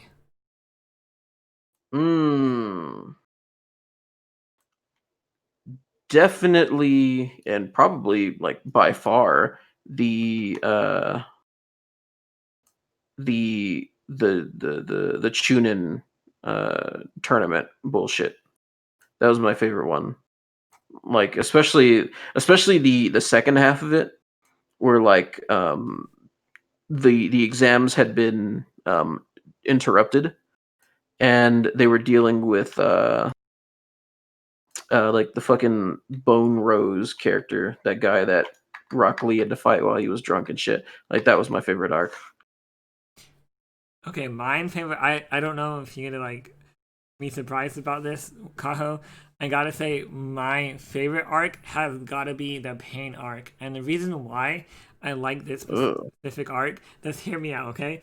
Is like this was like one of the first times Naruto kind of got acknowledged by the entire village, and when like after everything like was over and Naruto defeated Pain, like the whole town, and I think it was like episode 175 when Naruto came back and like everybody was praising him, and then they had the song playing in the background.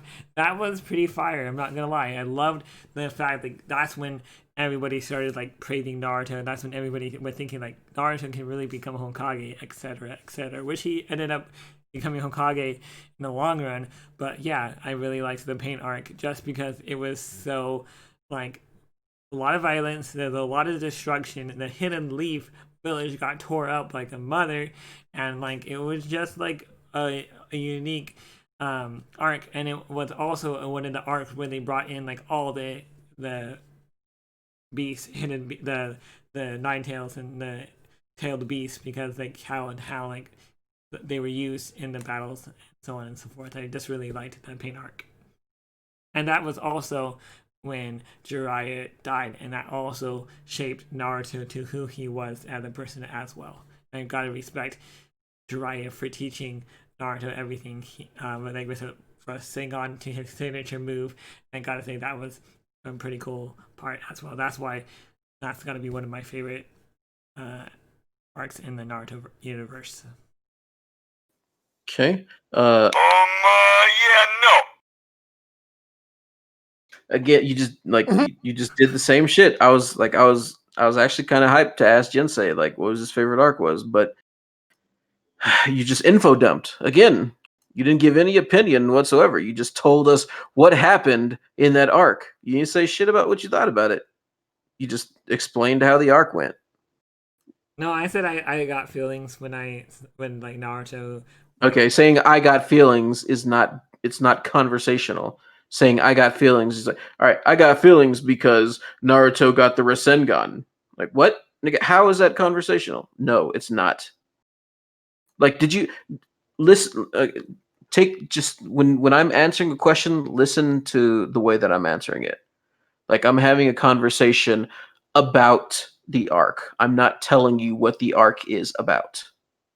Or when you ask me like who's my favorite waifu and why, right? I didn't just say like Hinata because she had huge tits.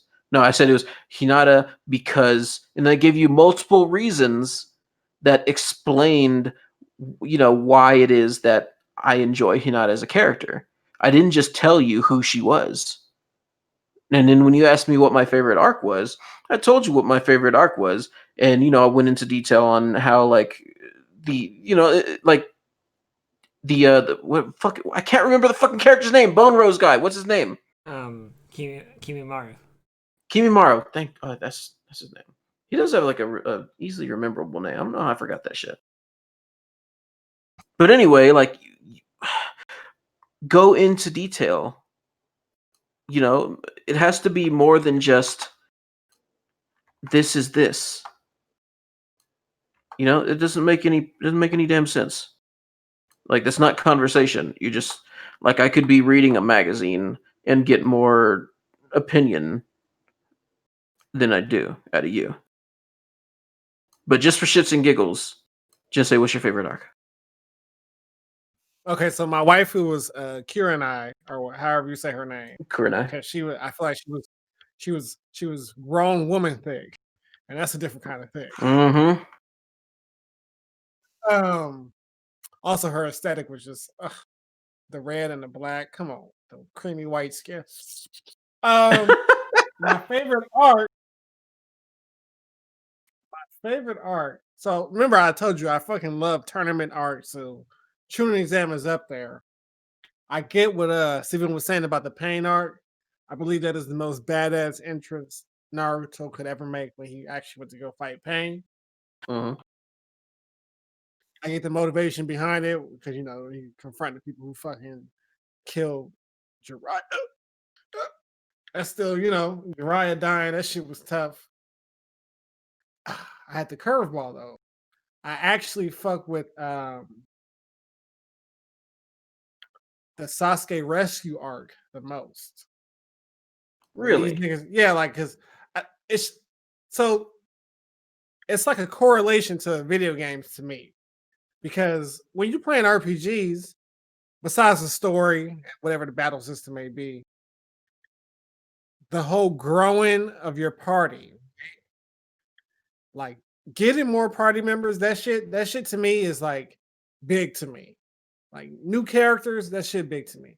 And then when you lose a character you got a story behind it to where like this nigga's running off on his own because he feels some type of way, but you chasing after him or try to bring him back. That shit appeals to me. I like it. Yeah. I like it Yeah. a lot. Like there's motivation for all parties involved to continue to go forward. Like there is a reason why the story is going forward. This nigga Sasuke's running off on his own. These niggas are chasing after Sasuke. The story moves forward endlessly. And then also, I will say, if you remember, the first episode to Shippuden is after the time skip, right? These niggas catch up to Sasuke, and he's like staring at them, like, "Hey," and they're like, "Bro, come on, come home, bro, come home." He's like, "Hey, bro," he got his hand in the air. He said, "I'll kill us all right now," or some shit like that. I remember that first episode though. That nigga Sasuke had changed. But yeah. The whole Sasuke arc or pursuing the Sasuke arc, that shit was dope. Yeah, all right, I feel that answer. All right, cool. Well, we got to move on from fucking Naruto now. All right, so third and final chance for Steven to take home the $200 pot. Wait, I thought I'm already at a loss because I'm down 2 out of 3. I didn't say it was 2. I didn't say it was like. I said 3 topics, 3 strikes each topic. Okay, got it. Okay. All right, so this one may be a little bit less out of your lexicon, but whatever. Hey, Talk about. You got what? I did get closer with the Naruto one a little bit. Oh, I was timing your actual. I feel like you failed this shit quick as fuck. Actually, I was timing, like I'm timing the duration of you speaking not like when me and Jinsei are giving answers. That shit don't count. Okay. But yeah, the first one you got 3 minutes. The second one you almost got 3 minutes. Dang it, I suck. All right, so video games, right? We all like video games, right? Everybody likes video games except for Jinsei, bitch ass. So Steven, what is your favorite genre of video game? You know what? I'm gonna have to go with shooters. Ugh. All right. Honestly, That's I good. never. What do you mean? That's good. That he picked shooters in that, Naruto fighting games. They motherfucking trash at that shit. Hey, I know better than that. All right, so So when it comes to shooting games, honestly, like I don't have a ton of experience with them because I think they're trash. All you got to do is put the center of your screen on a person and press a button. But the only shooter, and I know this is going back a bit, the only shooter that I have, or shooters that I have experience with, are GoldenEye 007 for the N64 and what was that other one? Fuck. Perfect Dark. Those are the only two that I have any real experience with, because after those, I mean, I just don't give a fuck about shooters, plain and simple. If you had to recommend a modern day shooter, which one? When I say modern, I mean like within the past couple of years. Which one would it be? probably Halo 5. Because if you don't know, I'm pretty sure you know this about me, Kaho, but I spent my many hours and years in my high school days, and even now, with my new PC I recently built back in August. But yeah, I'm a pretty big Halo fan. I really love the universe of Halo. I love it on how it's like the humans versus aliens, and I gotta say, I really love the multiplayer. Really fun. And it's really the one thing that I really recommend this shooter to you, Kaho, because like the whole it's different from a regular, like say like something like Call of Duty, and just like the different feel to the shooter universe as well, because it's like all like alien stuff like that. I almost pressed the no button, but I'm gonna let you slide on that one. I know I stumbled all my words on that one. So Halo 5, like that just came out, right?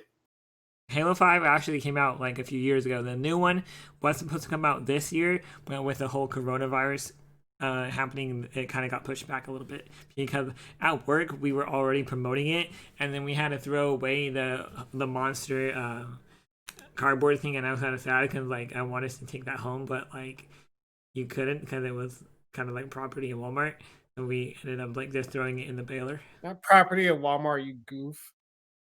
But anyways, It's a vendor. It's a vendor item. You got to give it back to them.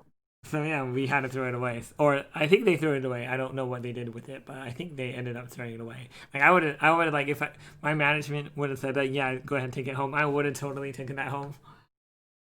Probably nutted all over it. Yeah. Yes. All right, so like I know nothing about the story of Halo, like the whole Master Chief shit. I'm not gonna ask you to tell me about the story because that'd be leading you into just fucking telling the story. The only thing that I really liked about Halo was the armor aesthetic, and even then it's only recently. Like back in the day, like Xbox 360, whatever the fuck the first one came out on, like I hated. They just looked like fucking like it looked like Minecraft to me. They were so blocky. You know, it looked like tall Minecraft. But then there's this game. It's more of a social game. But it's called VR Chat, right? I got onto that, and they had a map that allowed you to play Halo. Like it wasn't like a perfect rendition of it, but like you could pick up rocket launchers and like shit like that, shoot each other across the screen and shit. But that was something that kind of got me looking into Halo itself. And even though I still know next to nothing about it, like, where did the main character fucking come from anyway? If I'm not mistaken, well, do you want me to tell you, or is it going to be like one of those things where it leads into the whole storytelling? Like, I'm not asking for a detailed answer. I'm just asking, where did he come from? Is he from Earth? Is he like an alien? I want to say he's from Earth. I can't remember 100%, but I think he's an orphan. And so there's these people called Spartans, and they're. No, I'm not asking you to tell me the story. I'm just asking, where's he from? Is he an Earthling or an alien? I'm pretty sure he's an Earthling. Let me Google that real quick.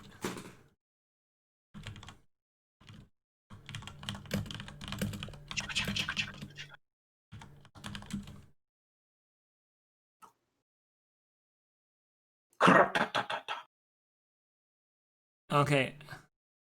Master Chief was born in 2011 on the human colony world. So he's not born on Earth, but he's born on a colony. 2050, 11. Yeah. He was born on a human colony world, so like a world like ours. So yeah, colony world of Erdenless the second, and John. So he's human. Basically, He is saying. human, but he's born on like a colony world, like a. Okay, cool. End. The end. All right, so knowing that he is like, and it's my understanding he's like a super soldier of some sort, right? Yes.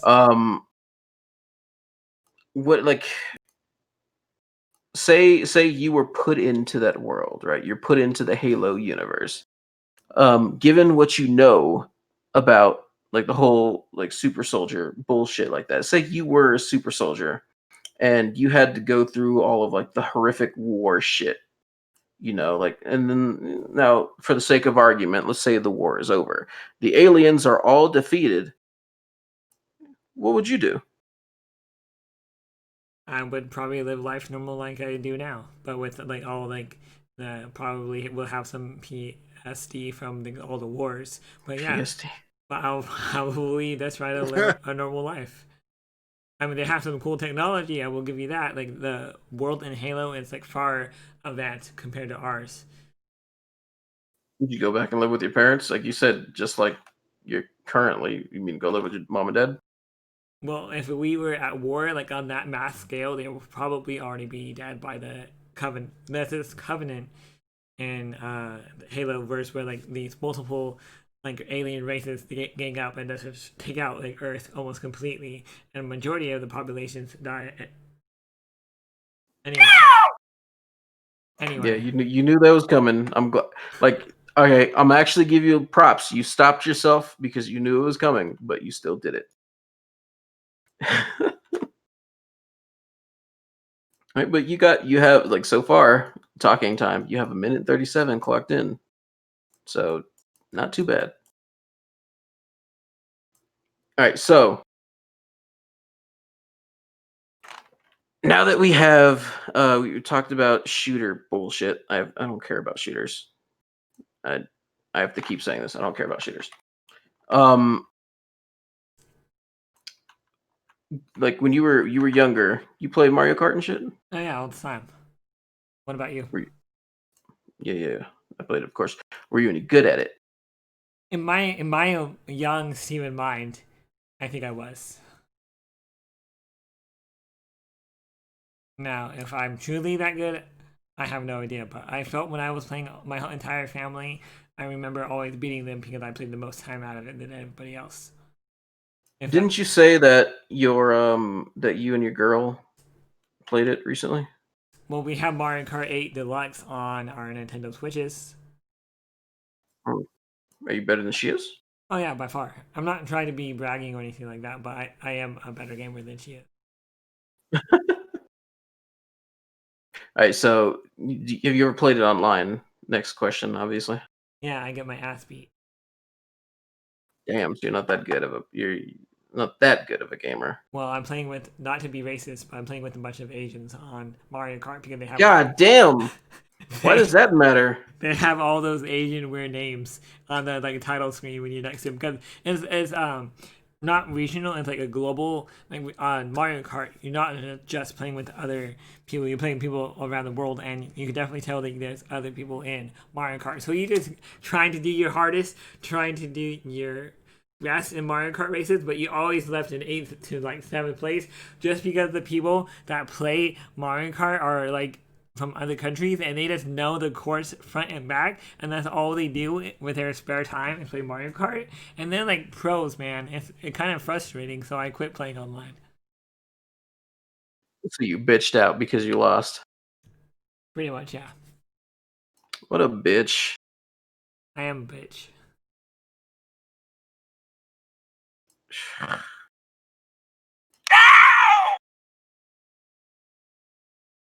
You don't hold a conversation by giving monosyllabic answers. But you still have one more try. Okay, we're getting somewhere. One more try. Well, still got one more try. All right, so since you've already fucking like dipped a toe into some like almost racism, let's switch off of talking about Mario Kart into something a little bit more topical that you can't get your ass beat and be a fucking whiny bitch about it. RPGs. Jinsei, I already know what your favorite RPG is. Obviously, yeah, boy. Why don't you tell them about what your homie got you? Hey, my nigga. That's first of all, did we establish that was my favorite game? Did we talk about that? Years ago, Is that what I said? many years ago. Was it years ago? Yeah, like it's been forever, Damn, but bro. yeah. Hey, so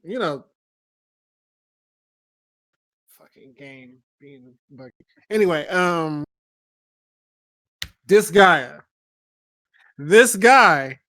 Kaho, for Christmas, got Watermelon. me a display of fucking Disgaea. And Disgaea is a strategy RPG that does have a multiplayer mode that you can get fucked up on, Steven, just so you know. Okay. But it's like insane because it's like a high numbers game. I feel like RPGs in general, they veer in one direction or the other. And I'm really curious, Kaho, which is your favorite direction? Because either they focus on the third digit or they focus on the fourth digit. And I'm really like referencing mainly the HP stat. So either your HP can get up to 999 or your HP stat can get up to 9,999. Which one do you prefer, Kaho? As a general rule, I prefer stat crunching over like stat bloat. But this is a symptom of Final Fantasy in general. I'm more drawn to the 9,999 max HP and like max level at 99 and shit. The thing that I really dislike is like when it's like, all right, here comes a super combo. You do like 600 million damage or some shit like I don't like seeing all them damn numbers. Like I want the shit to be tight crunched, so that like your stats actually matter. Because when you have like 16 strength, but you're able to do 600,000 damage, like that don't mean anything to me. Like your stats don't even matter at that point. This is one of the biggest problems that I have with Final Fantasy 14 right now. Even though everybody loves that game, everybody that I know loves that game, your stats don't mean much because it's all standardized, it's all averaged, and it's just I don't like it. I don't like stat bloat. That's probably one of the reasons why me and Disgaea didn't get along that well. I still think it's a great game. Don't get me wrong. But it's not my favorite RPG. Not even close. What is your favorite RPG, Kaho? My favorite RPG of all time is Breath of Fire 3. That's my shit. And it's because that game has everything. It has music, it has mechanics, it has the character art is so fucking excellent. The sprite and pixel art is amazing. The game itself has just fucking like it's up and down with the shit. It's got fucking tragedy. It's got comedy. It's got everything. It's a great fucking game. I highly Not Final Fantasy 9. fuck Final Fantasy IX. I highly recommend it to anyone that enjoys JRPGs. Breath of Fire 3, go check it out. Breath of Fire 4 is up there as well, but I think 3 is better, especially because of the dragon gene splicing system. Like you get to change a nigga Ryu into multiple different dragons, like different dragon types too. Like they look different. It's dope as fuck. Different abilities and shit. I think the reason why Breath of Fire 4 fell off for me is because the dragon system, it has a standardized look. So unless you use a dragon breath ability, you don't actually see what the dragon is. You just get like this semi-anthropomorphic type of dragon going on. It's kind of lame. But Fulu though, woo, we ain't gonna talk about that anymore though. What about you, Steven? I gotta say, I am into Final Fantasy like you guys, but my favorite one has got to be Final Fantasy 13. Really? I know The a one lot of that- people. I know Kaho. A lot of people dislike this one, but I honestly, somewhat like it. Like because this is like one of my first Final Fantasy. I actually sat down. I did every side quest. I got the main entire game completion done, and honestly, that was a hard game. I'm not gonna lie. I found it easiest. Like I don't know, probably the easiest Final Fantasy that I've ever played is 13. Really? Yeah. Like especially because you could just restart it. If you lose a battle, you can just restart right there. Like you don't have to worry about save points. You can just restart. And some of the battles it even lets you skip. Some of the harder, air quotes, harder battles, it lets you skip. Like what the fuck? The hardest battle though, Kaho, has got to be not the final boss. Believe it or not, because I went and trained in that like whole entire field, and then I did all the like chocobo side quests and so on and so forth. But no, the hardest quest was when you had to stub that boss towards the middle of the game, and like you couldn't use like any like special abilities. I think you just had to use like make him stagger and keep on staggering him, and then you had to like just keep on stubbing his toe. Do you remember that giant boss, Kaho, at all? Mm-hmm. Like that Yeah. one took me forever to beat. And I don't know, I like the prettiness of the game as well. I really like on how colorful. I digress though. I cannot stand Hope whatsoever. I agree, but I believe I've mentioned that before, and I think you're trying to play me right now because I don't like Hope. And honestly, I liked. I think waifu is definitely lightning. Call me biased, but I actually thought she was pretty cute. I loved it on how she was a strong. I think she was a strong female lead. That's just my opinion.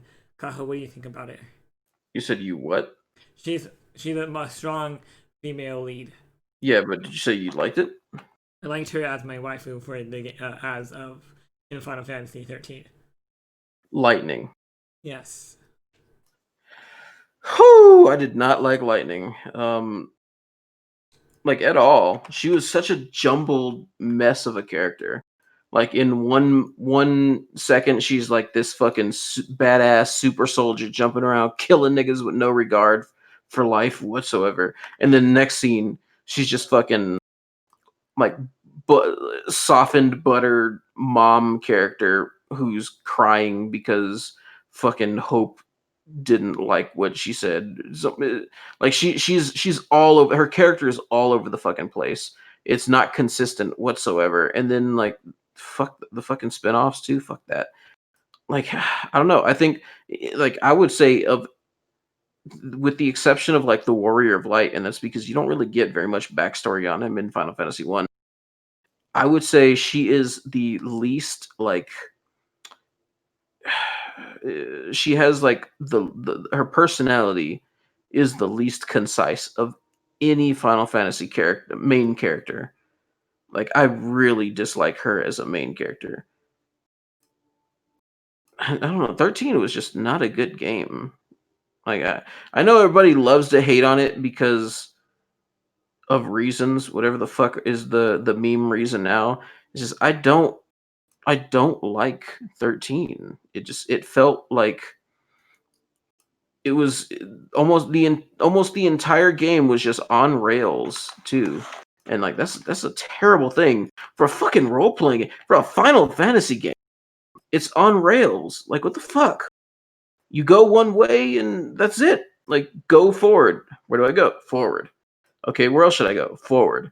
Got any side quests? Couple of them. All right, side quest done. What I do now? Go forward.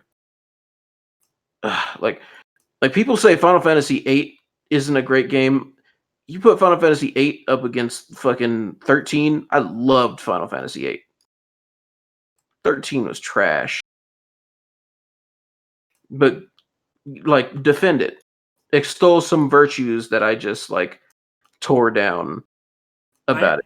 I like the battle system, believe it or not. I don't know if you do, Kaho, but I remember I used to go on like game FAQs. I don't know if you know what that website is, but like it was like a helpful site.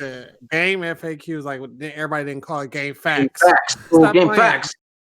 Game facts. But anyway, yeah, I used to like look up all of the strategies. Like I used to like you can switch up their abilities, and then you can like I knew how to like stagger each of the characters. So when I was up against the boss, I knew how to stagger that boss and get him down pretty quickly.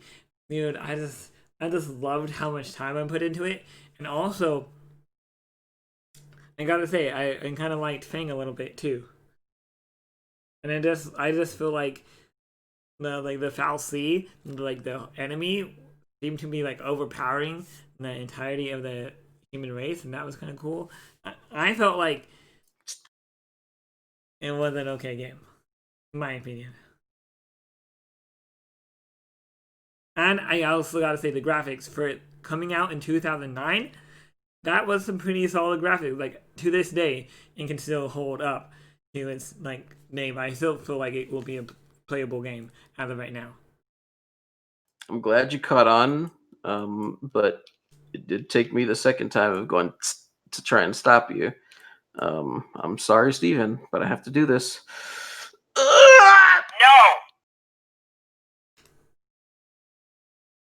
Again, We were getting there.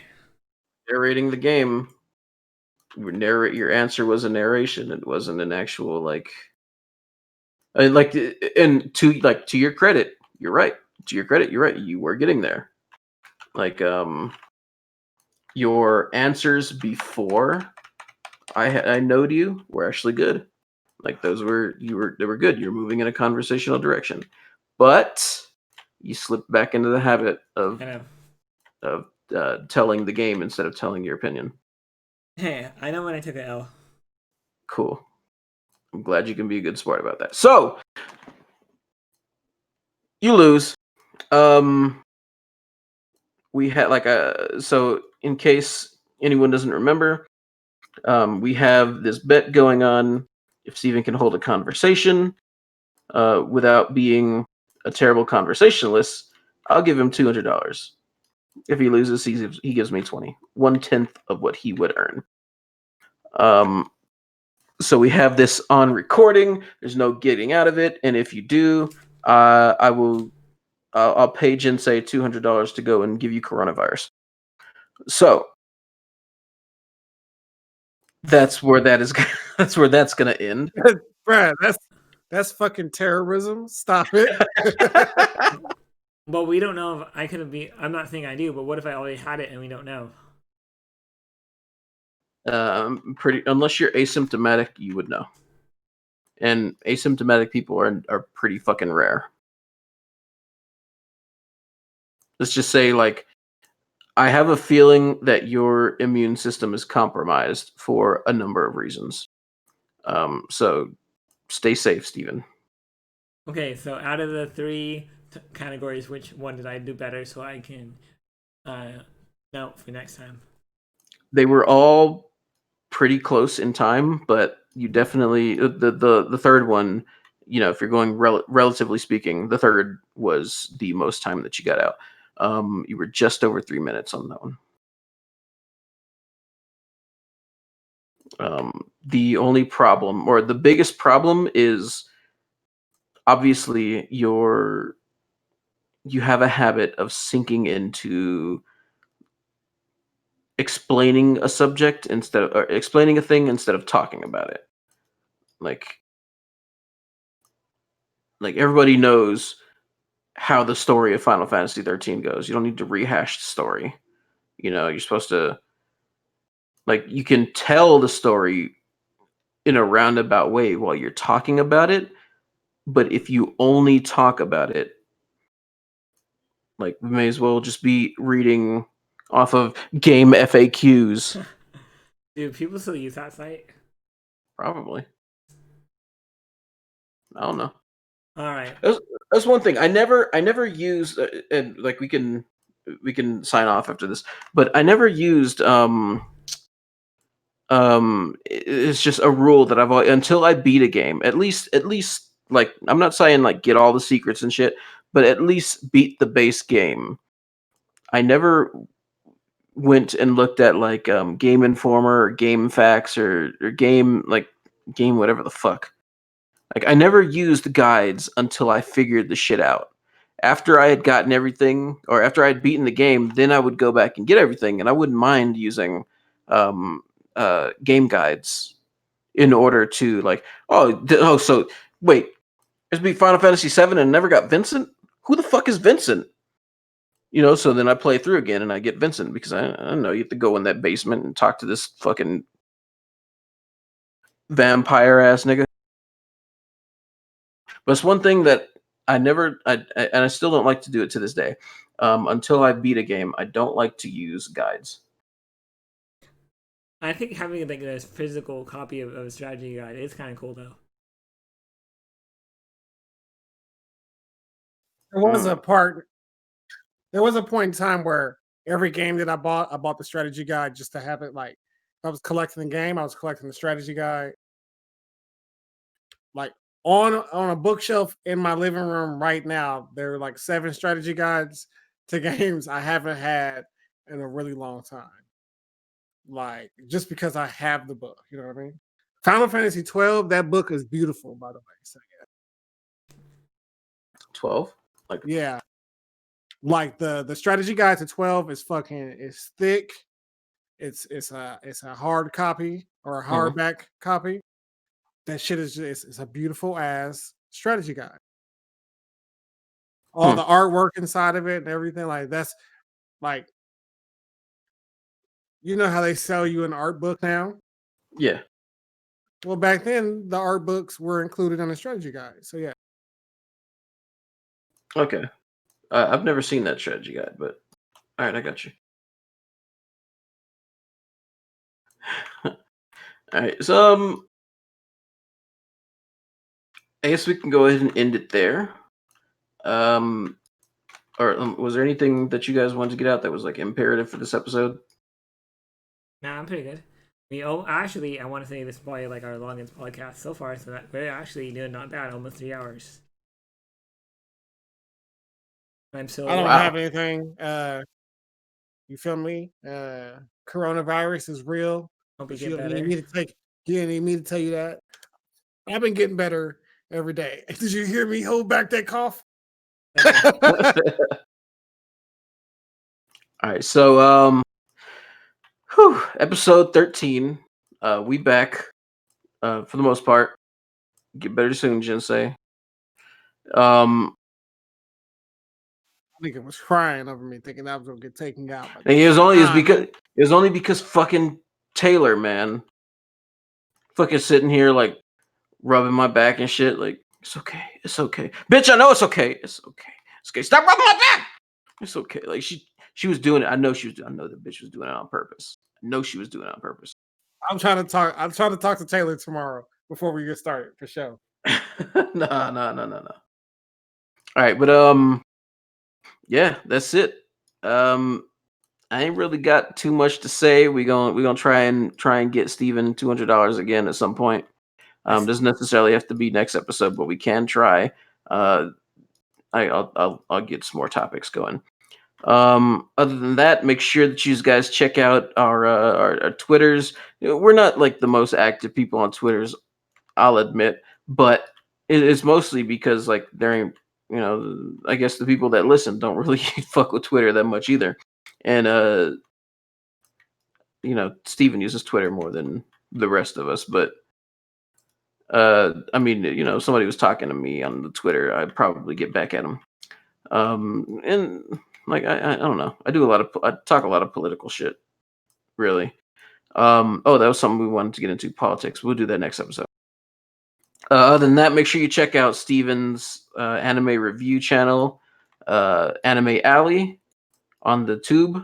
Hopefully, I'll make this nigga a better conversationalist, so his the quality of his work will go up, and people will have a reason to praise him finally. Yeah, that's it. I ain't really, subscribe and all that nonsense. If you enjoyed the show, give it a thumbs up. If not, give it a thumbs down, and then go fuck yourself with that thumbs down. Yeah. Skeety Bobo us out of here, Jinsei. Hold on. I gotta prep. Yeah, don't cough. Speaking of Skeety Bobo, my boy said he ready to get up on his podcast and talk his shit. I'm saying he gotta be able to like conversate about whatever the fuck we talking about. I feel like the biggest downfall to having Christian on here is this motherfucker was quiet. He didn't have a headset on, doing that shit with his phone, which is fine if like we really calling in to have you call into the show, but to sit here for 3 hours on your phone and have that shit echo and reverberate through your room, that shit wasn't it.